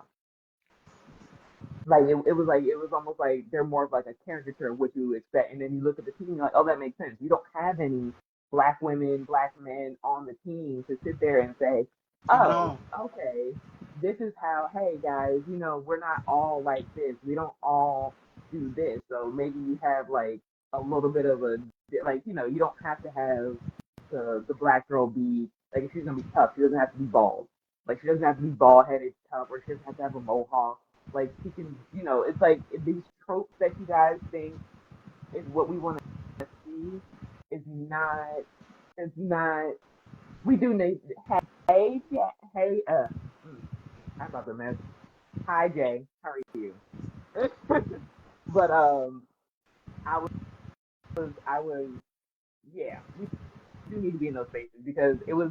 I was very upset when I saw the team for one. There's no black people. Like, no wonder the black people in the game look and act the way they do. You have nobody that you're bouncing these ideas off of. You guys are in your little meetings with just you thinking like, oh, we're diverse. Oh, we know, we're not the other side. We're not that, we're not going to make them look a bad way. But then you give us a caricature of what you think a black person is or a And black it's a woman is. stereotype. It is, And it is, short hair, aggressive, yeah, it's and such a thing. that's the thing. We're not a monolith. We're not a So, monolith. Black people, we are not a monolith. And I said this last week with Tika G. I said, how could y'all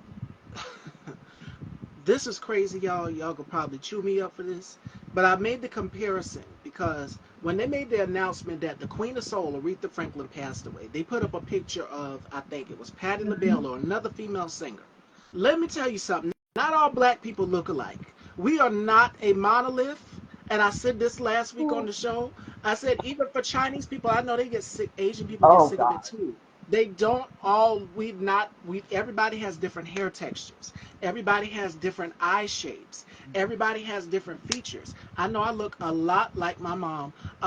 Jay says, "Child, you seen it. Y'all seen yeah, it, so y'all they know know. they did it." I'm just like, wait a minute. I know Miss Aretha. I know Auntie Riri. Aretha is turning over right now.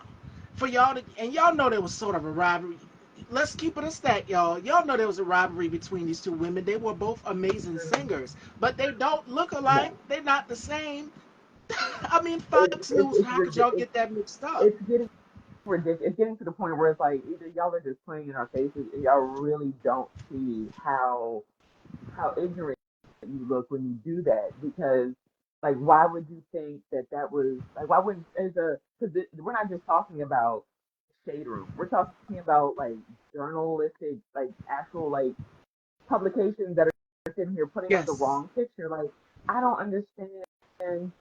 Like, I don't understand how you're a syndicated TV show, whatever, news show, and you're sitting here putting up the wrong picture. It's like, where did journalism go? We've got so many people now with podcasts and things like that, and they don't even have the wherewithal to do the actual research about what they're talking about before they start just talking. I've seen so many podcasters be like, well, I didn't watch this video, or I didn't really look into this, but we're just going to react. And it's like, you don't even know like, what kind of journalism is it? What are we watching? Am I watching a journalist, or am I just watching some person that just wants to talk about a topic? Because I can just listen. I can put up a mirror and just listen to myself talk about something. If I just want to hear somebody just discuss what's on the screen right now, I can just do that with myself or Damon. I don't. I wanted to hear an actual like. Is there a point that you have? Is there like something we're gathering from this? I'm not just Right. here to listen to you repeat what these people said on the screen just now. I heard that already. I got that. Thank you. So it's been it's crazy. These the rise of these podcasts and what these people are talking about and how they have no sources, no nothing. They basically just turn on YouTube, MSNBC, and then just let the video play and talk about whatever that was. It's like you don't even have your own point. You're literally just spouting what somebody else is saying, and then just Mhm. and then just like kind of going, well, like, yeah, you see, this is what is going on. It's like you don't have your own thought process. And I'm not gonna watch somebody that doesn't have their own thought process and can't think for themselves to say, okay, well, that sounded like some bullshit. I'm gonna do some research. Even if you do that, I'm fine with it. To say that, like, okay, I don't know, that sounded kind of weird. Let me do my own research later on, and I'll get back to y'all. that's cool. But a lot of times they don't even do that. Like the whole thing with the boxer, the female boxer in the Olympics. There were so many people immediately that jumped out to say, "Oh, she's a man. Oh, she needs to be gotten out of here. Transphobic. All this and that." And then all of a sudden, oh, oh, that's not true. And now all of a sudden, y'all look stupid because y'all hopped on a story that had no validity. Y'all didn't research, and so now you guys are dumb. Now you look silly, and now she's lining up these people in a lawsuit because y'all really tried to. And rightfully so. Like Get that your doesn't money, make any girl. sense. You can't just do that. You can't just say stuff about people. I mean, Cardi B has done it time and time again. Like y'all gotta learn. You can't go on the internet and think you're just gonna say stuff that's like you're gonna say is fact and it's not. Unless she's done, she got. That's why she got Tasha K up out of here. Well, I mean, Tasha K for those videos. That's why Cardi B had to go to Tasha K because Tasha K was just talking out about her neck. She had no validity to what she was saying and was just talking. And you can't do that. I don't know if y'all think because it's YouTube, no one really cares, or Right. I'm not a real journalist, so no one's really paying attention to me. But y'all cannot get on the internet and just state stuff that y'all feel like is a fact, and then think that when it's not, when it's proven to be untrue, then you can just back off and be like, "Whoops, my bad." No, there's consequences to that. You just that's defamation. Now I can legally come at you because you just tried to drag my name to the mud about something that wasn't true. And If I want rightfully to, I so. can legally, yeah, I can legally come at you. And I think that's good that she's suing these people because I feel like you can't, like that. That's showing these people they can't just do that. They can't just say what they want and think there's no consequences. Like I think she named Jake Paul and like some other people in the lawsuit because they were Elon just mouthing off. Musk. Yeah, because Uh, they were mouthing who off. else? Like if you don't, Art, J.K. Rowling. yeah, if you don't So I mean, know the it's a facts, lot. shut It's up. a If you lot, don't and know, rightfully you gotta so. shut up. Just be quiet. Like if you just don't know, or even if you think you do know, just be quiet until you know everything, because then you look silly. Now you backtracking, trying to act like, "Oops, my bad." We don't want to hear that now. I don't want to hear that. But you know who else came out and condemned the media for that? What's his name on MSNBC? He got on his own network and did that. Really, Lawrence O'Donnell. see Girl, when I that tell you, that's a I was, I said, finally, that is somebody who was on a that's a good. corporate mainstream news outlet has said what people are thinking. Why aren't you pushing back? Why aren't you fact checking? That's Why are a you good giving journal. this man so much attention? Mm-hmm. He really went in. Yeah, because Lawrence O'Donnell. that's what journalism was. Journalism is about finding the fact. Journalism has now become this weird, like you got Piers Morgan and all these other people. It's become this weird, like I don't even know. Like it's more of a sideshow thing. Like it's more like we want to be salacious than we want to be factual. And Right. because of that, now you're just getting people throwing whatever story out there just to get people to watch. And we're not even sure if the fact is true, what's not. You're just telling us something, and then you might come back a week later and be like, "Remember that case you talked about? Whoops, sorry, it wasn't real." Like it's sad. I don't know. I think we've lost the journalism part of a lot of the media when we started having Shade Room and Hollywood Unlocked and all these other things that aren't real I don't even know what to call them, but they're not like we can't go to them for news. We can't go to the Shade Room, Hollywood Unlocked for our news. We can't expect them to have the the the wherewithal to do their research and to actually make sure that what they're saying is true. They're there to get us to click on the page. They're not there to get us to actually like learn something really. So it's gonna be some headline that's gonna make you go, "Ooh, ah," and then you click on it and it may not even be what they really said. So you really gotta I think people really gotta stop trusting any person like any publication because even like you said, the main media is getting it wrong. Like even they're not fact checking their stuff. So it's like you kind of really have to sit down with yourself and look through the things yourself. You cannot trust what these people are saying online. You really have to do the research yourself because you're just going to end up being bamboozled because you didn't look into all the facts and you just trusted that this person you've watched for years is telling you the truth. And just because they're on the big network, then they must have checked their facts. Right. And Lawrence O'Donnell called it out. I thought it was brilliant how he did it Right. because you're on this big outlet, MSNBC, and Rachel Maddow, she's another one. She fact checks. Joy Reid, Mm-hmm. she's another one. Joy Reid has been keeping her foot on his neck. I must say these past few couple of days Black women are not playing. We are not going back. And Joy Mm-hmm. Reid is one of the black women that is out here. Her voice is making an impact because I love the way she does it. She's also using TikTok, and she is Mm-hmm. giving people news through that outlet as well too. So Too. TikTok is a A lot main of people are gonna news scroll through source, that. Yep.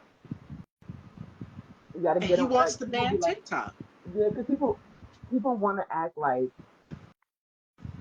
because it's a social media platform, you can't get like actual stuff from it, and I get that. It is mostly silly videos and stuff like that, but you can't act like Instagram, TikTok, even Facebook a little bit, even though people don't really use it that much, aren't tools for businesses, for learning things. Like I've seen so many people like, recipes and things like that on TikTok, or like Hmm. just learn how to do some quick stuff. Like I figured out how to on one of my game systems, I figured out how to do something because I Google searched it and some girl had a TikTok on how to do it real quick. And I was like, oh, cool. Like, she kind of helped me at least get like started because, it had to be fast because it was a TikTok. But she at least got me started in figuring out what I needed to do. And I think that was like one of the only videos that I could find of somebody doing that I needed. So it was like, it wasn't on YouTube, it wasn't on anywhere else. The fact that she had a quick little TikTok helped me out. And so eventually I made a YouTube video so that if somebody did want to go ahead and check out what she had put on TikTok, now I had a YouTube video up so people could go to that. But without her, none of us would ever have been able to do that. So it's like you can't get rid of a platform because you think it's only for one thing. You really have to look at what this Yes. platform is being used for. I know businesses that are on TikTok. Hi, Taste My Sparkle, welcome in. But I know businesses that are on TikTok that do really well. I know, like I said, like people that like famous cousin. She's blowing up on TikTok. Cooking with Danny. You look her up. Her recipes are amazing. She got featured on the Breakfast Club because Jeff Hilarious made one of her meals. So she like got a shout out on the Breakfast Club and all that. Like she's doing a big thing. And if you get rid of TikTok now, you're getting rid of a lot of her like her following, like I said, Jess is on there looking at her because Right. of her recipes. She's not just scrolling mindlessly on TikTok. She's looking at recipes. She's looking at things like that. There's so much you can get from these other social media platforms. That's not Beauty just trends. yeah. That's not just mindless scrolling or whatever people think is on there. People dancing and people doing weird lives. Like no, it's a lot of good stuff that comes out of social media. You just have to know how to use it. And if you're just sitting on there twiddling your thumbs, doing nothing with it, then yes, it looks like a waste of time. But I think again, that's what I'm saying. This older generation with this mindset that any of this new stuff is inherently bad, and we got to go back to the days before technology, and these kids are on computers too much. And no, you're like at the end of the day, you do realize that now they're trying to automate stores. So at the end of the day, you're gonna have to get good with computers. No longer can you be the boomer sitting there not knowing how to use your phone. Like you're going to have to. Like there's gonna be a time where you're not gonna be able to not know technology to get a job. Like that's gonna be a requirement. You using a phone, a Oh yeah. computer, knowing how to, that's going to be a requirement for most jobs, whether it's like Dollar Tree or it's corporate America, you're gonna have to know a lot about, and even social media. There's so many people now hiring for social media managers and things like that to run their pages because they understand that getting people on social media to look at their stuff is how you get people to constantly come over. Like I haven't seen I think USPS is on Threads or something like that.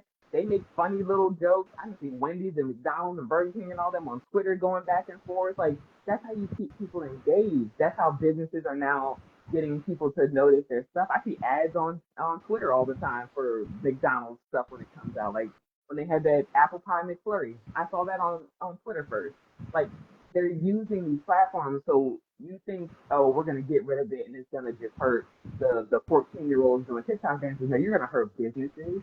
You're gonna hurt a lot of other people that are using this platform for more than just funny little TikTok dances. Like they're using it Right. for actual work, and you're now taking that revenue away from them, which is weird because don't you want? It's Isn't I thought selfish. America was all about free enterprise and you get to build your business how you want, but now you want to take away an income stream because you don't like it.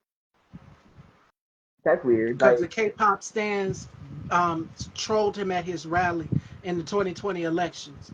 I thought it was you can't mess with those hilarious. K-pop fans. They them people love that. You can't mess with them. They I love love that it. music. They will clap back at you if you go after any of their artists, the music, anything. Them K-pop fans are hilarious. I love them. I'm not, Got honestly him. the like I've noticed a lot of support when like there's been like animosity and stuff like that. I've noticed like and when we were talking about video games and like diversity, there's a new game coming out where there's a black samurai and people were up in arms about that. This is an actual person that actually existed in history and they're trying to fight back because they feel like that's not first it was like that's not a real thing and then everybody was like, well, no, he's actually like a real person. Like he existed in Japan. He was actually a Yeah. samurai. Like we're actually making a video game based off of a real life person. And they were like trying to undermine. Oh, he wasn't really a samurai. He was only this. So I don't know why they're making. It's like the Japanese were like, what are you talking about? We literally call him like we literally understand that he's a samurai. We have statues that depict him as like, what do you mean? Like how you gonna like? They're literally people in America white people in America, I'll say, telling Japanese people that that is not true, that their history is wrong, that he Wow. wasn't this, and it's like, how dense can you be to just to even like these people are telling you that this is what it is, and they're like, and the Japanese people were clapping back because they were like, this is insane, that you guys have got to be insane. This is literally our history that you're trying to tell us is wrong. That like this couldn't exist. Like there couldn't have been a black man in Japan that wasn't somebody's like slave or something like that, and that actually got to like make a name for himself as a samurai. There's no way that could have happened. Like, oh, I'm sorry. I know you in America think that only black people were good for being like chattel slavery and stuff like that, but like other countries, you know, they try to give them a chance. Like not everybody fucking hated us. So Right. it was just crazy to see the discourse online about that when it's a historical figure, and then you still see that when it's a made up when it's like Black Panther. You still get people when it's something that we've created, it's something we've made up, it's not even like real, it's fiction, it's all this, and they still have issue with it. It's like, and then they get mad because Ariel is black. It's like it's a mermaid, guys. Like it's a mermaid. Like she could be blue for all I care. Like it doesn't. And the You kids know, loved her. that's what That was the thing. This was for the it didn't really kids. matter. Like Ursula was technically supposed to be was purple. Like what? She was a sea witch. Like there was so much in that movie that wasn't real. We had talking seagulls and fish, but you're mad that the girl is black. Like it was just weird. It's just weird how y'all pick and choose what to be so upset about, and there's bigger issues going on than that. Like it's like you can't just be happy. It's like they just can't be happy with how we are. Like black people just be doing nothing, and people just won't be happy with it. We'll make our own space to like create something like Blurred Con, and people will be mad about that. Like, well, that's for black nerds. Like y'all have your conventions where like you Yes. don't feel as welcome, so we have a black nerd convention. Oh, but that's not fair. Well, I don't maybe if we were more welcomed at the other ones, we wouldn't feel like we had to make a black nerd convention. But here we are. We want to have our own space because at the end of the day, we're not always welcome in those other places. It doesn't At always feel all. welcoming to be in those spaces. So it's like, why would I subject myself to that when I can just create my own and kind of have fun with the people that I know are gonna have fun with me. It's crazy.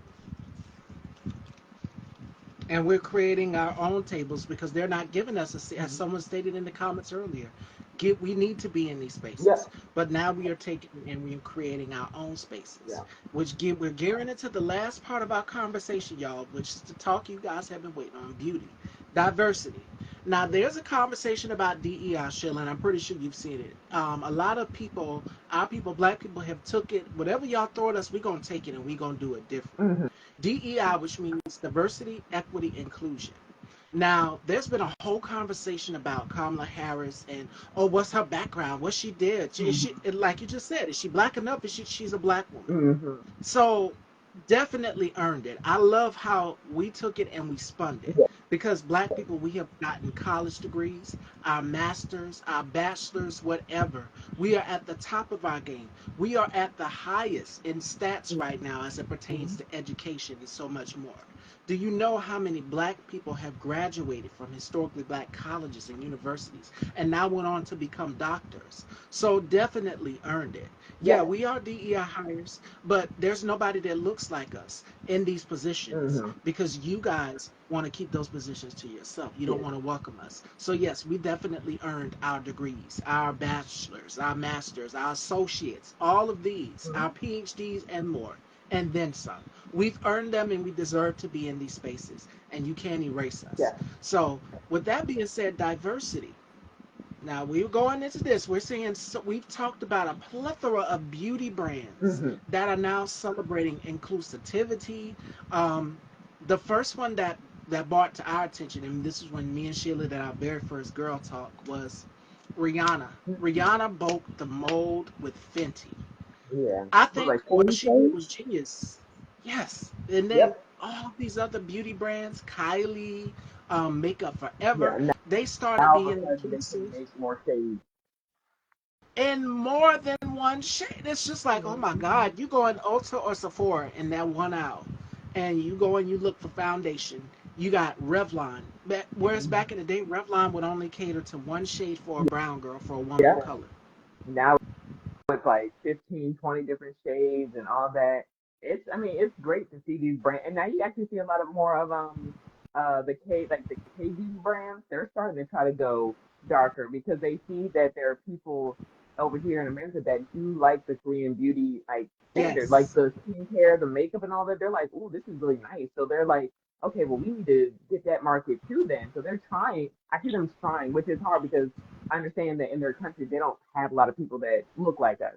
So they would need to hire somebody to, I guess, bring them over to there to like work. Yes. That's gonna take time. Like, but they are to see them trying to make darker shades and to try and get a color that can work for more people. I appreciate that they're at least doing that because they see that people want to try it and they see that we're actually interested in the foundations and the colors and all that. And they're like, you know what? We'll try. We'll give them a chance because we understand that, especially as Black and Brown people, we buy most of the beauty stuff in America. Let me grab my charger real quick because my phone is on 10%. So let me grab my charger so I don't die on the middle of the interview. Yes, Fashion Doll. She's gonna be right back. We are Thank talking foundation shades before we close out this girl talk. We are talking beauty, fall beauty trends. If you're just joining in, we started off talking on maternal health care for Black women because that is a key issue in this election right now. Donald Trump is literally trying to take away women's rights to our bodies, and not just women's rights, but queer people, and that can affect all of us. And we know that healthcare is very, very important for us as Black people. So we have to make sure that we be vocal, speak out, and vote in this upcoming election if you're in the South Carolina area. Again, the early absentee dates are October 21st to November 2nd. This month we have the Democratic National Convention, which is August 19th to the 22nd. So they've already released the key speakers who's going to be speaking. I posted them to my stories. But that is important that we get out here and we let our voices be heard. We cannot go back. So it is Harris Walls 2024 here at Fashion Dolls. So make sure you guys get out, and if you are not registered to vote, get out and register to vote because every vote counts. So Oh, I'm good. she is back. We were talking about the foundation shades. You were saying about Yeah, so many brands that are now giving more to the brown girl. When I went yeah. and I wanted to try a new foundation, because the foundation that I use was Charlotte Tilbury. I use a little bit I of love Charlotte Tilbury. And then I also use Revlon's. I cannot remember the one. I know Meg Thee Stallion was the face of it. I cannot remember the it. Is it name the of it. Oh, color this is set? horrible.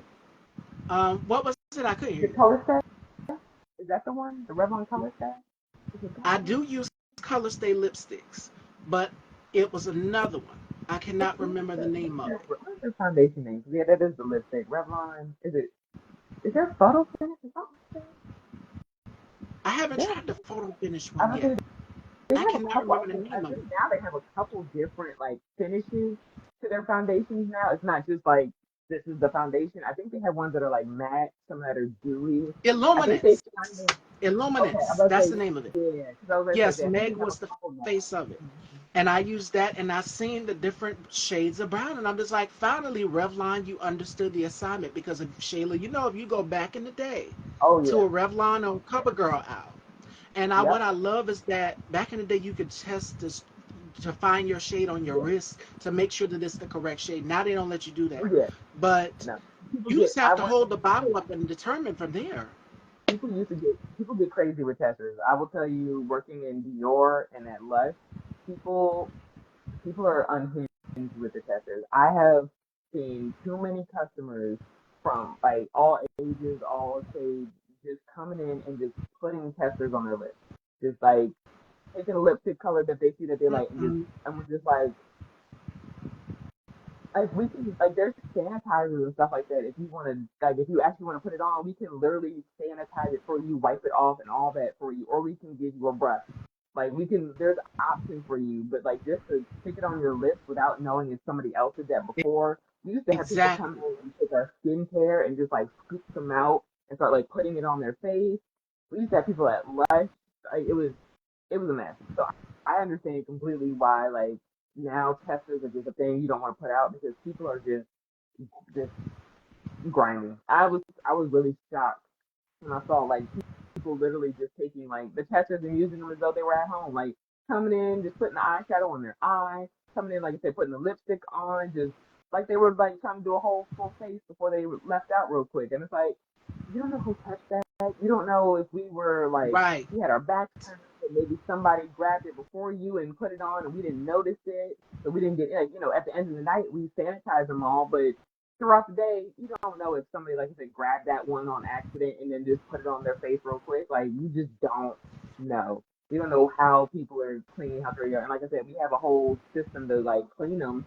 But that's at the end of the day. Or, like I said, we'll clean it for you if you need to. Like, I think they do that at Sephora, too. Like, you can, and I think Mac will do that. Yes. Like, they'll clean it off if you want to try it on, but you got to ask us. You can't just take it from the thing and just start sticking it on your face because now look, I don't know what you have. Like, we got to make sure you don't have anything too. That's why we have like, Right. you have a cold sore or something like that. Then like, here, you can have the stick. Like, you don't put your mouth on. Like, like here, you can have the little thing. Like, we noticed that you're sick or something like that. Maybe we don't want you touching it right now. Like, let's just here, you can have the little applicator. We'll put it on for you. You're good to go. But people just yeah, the beauty industry as a whole is like definitely changing. I noticed that like companies are getting better, but it seems like the customers are almost getting worse sometimes. Like it's it's weird. Like people expect either like the product to work like magic or stuff like that. It's almost like they don't understand. For an instant result. And it's just like Yeah, like they everybody's don't skin understand type how is makeup and different. how makeup and skincare works. Like it's not gonna be you're not gonna instantly be flawless. If you don't know how to apply foundation, then this Fenty foundation isn't gonna suddenly make you look good. Like if you don't know how to put it on, you just are gonna still look crazy. So you can't blame the product. But I noticed a lot more people blaming the product, saying, "Oh, this didn't do it. It was this didn't work." And I'm like, maybe you just don't know how to use it. Like maybe I think it's more user error because I've seen people call out influencers for that, for like putting something on or like using something, and they're like, that's not how you're even supposed to use it. So no wonder you didn't like it. You didn't use it Right. correctly, and like you can't blame the product for you just not knowing what you're doing. And I think, especially with the innovation of like different products, like some of Oh, yeah. the eyebrow pencils, the ones that have like the three different fully so like you can get like like some more natural hairs in there. A lot of people don't understand why you would want that. I'm like, well, some people don't really have eyebrow hairs. I've seen people with the eyebrow tattoos, like almost like the peel and stick tattoos that we used to put on their arms. I've Oh, seen people yeah. do that That with was their shit. I eyebrows. remember those And days. was like, that's so cool. Like, I probably don't need the little peel and stick eyebrows, but for somebody that either shaves them off or doesn't really have eyebrows, that's amazing because they look really good. Like, I've seen somebody do the peel and stick edges, and I was like, that is actually kind of cute. Like, it didn't look that bad. So I'm like, stuff like that, I think is cool. And I think the fact that we're innovating beauty and we're giving these people, like, we're playing more with color. Like, I've seen companies coming out with these, like, eyeshadows that, like, shift in the Oh, light, these lipsticks and these highlighters that like as soon as you turn, it's just like iridescent glow. I'm like, I am loving the innovation that we're doing in beauty. I'm loving all this. Like, I'm loving how we're just doing rainbow. Everybody wants rainbow, holographic, glitter. Like, give it all to me. Give me all the rainbow holographic glitter things. I love it. I'm all here for it. I'm glad that people are having fun with makeup again. I'm glad we're, yes. experimenting. Like, makeup is supposed to be fun. You're supposed to have buy a color you wouldn't normally buy. Wear the purple lipstick. Wear the green.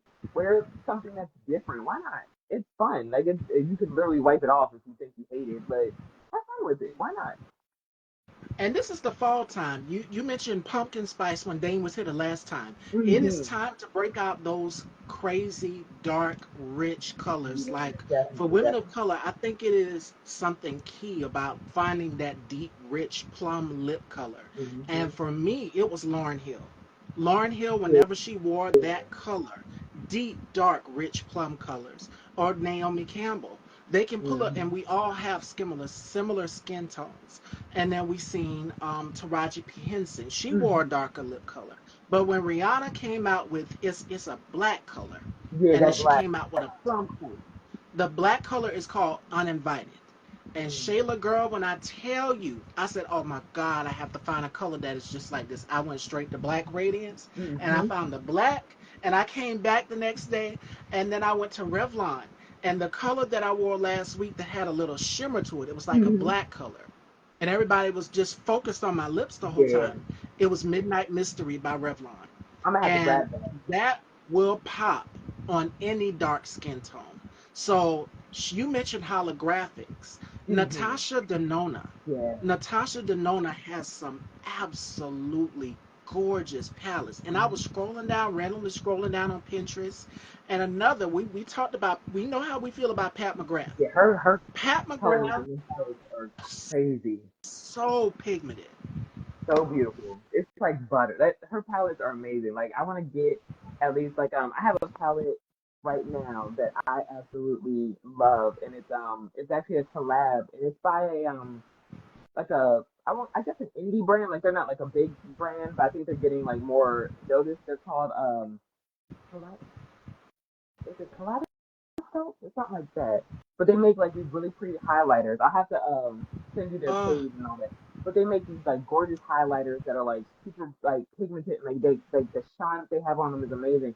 But their palette, like out here, I'll grab it for you really quick because I have to show you this palette. It is so pretty.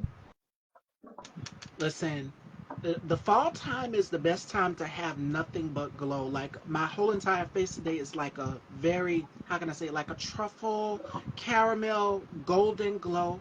And for my lips, I wanted to do a different color because I always go for the nude pinks, but I wanted to do a different color on my lips. So I went with the Lip Bar, which is a black owned lip company, and Yes. the color's called Goddess. So when I seen that gold brown color, I said I have to try this, and they have a deep plum color too. So this is the palette. It's this is the name of it. It's called Club Nebula. And then there we go. Oh, It is. I mean, the packaging alone. Oh, it's Kaleidos. That's what it is.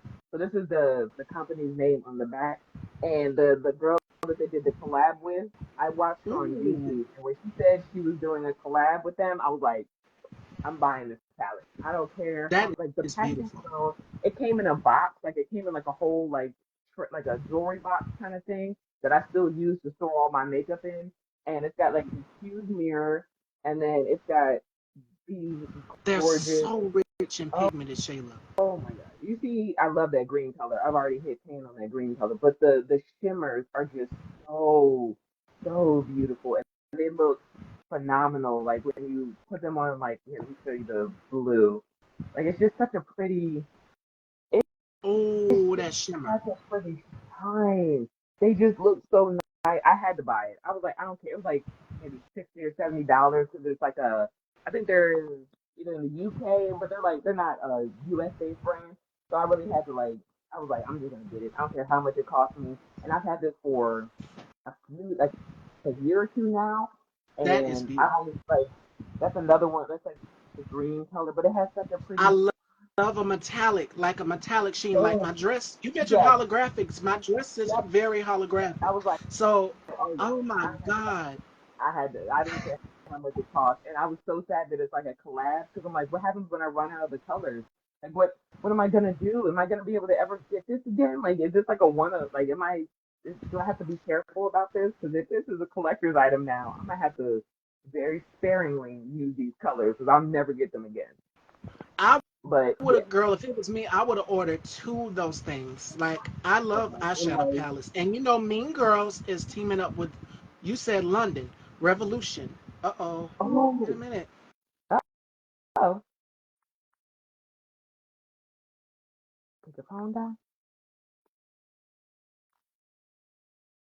Or did a phone call come through?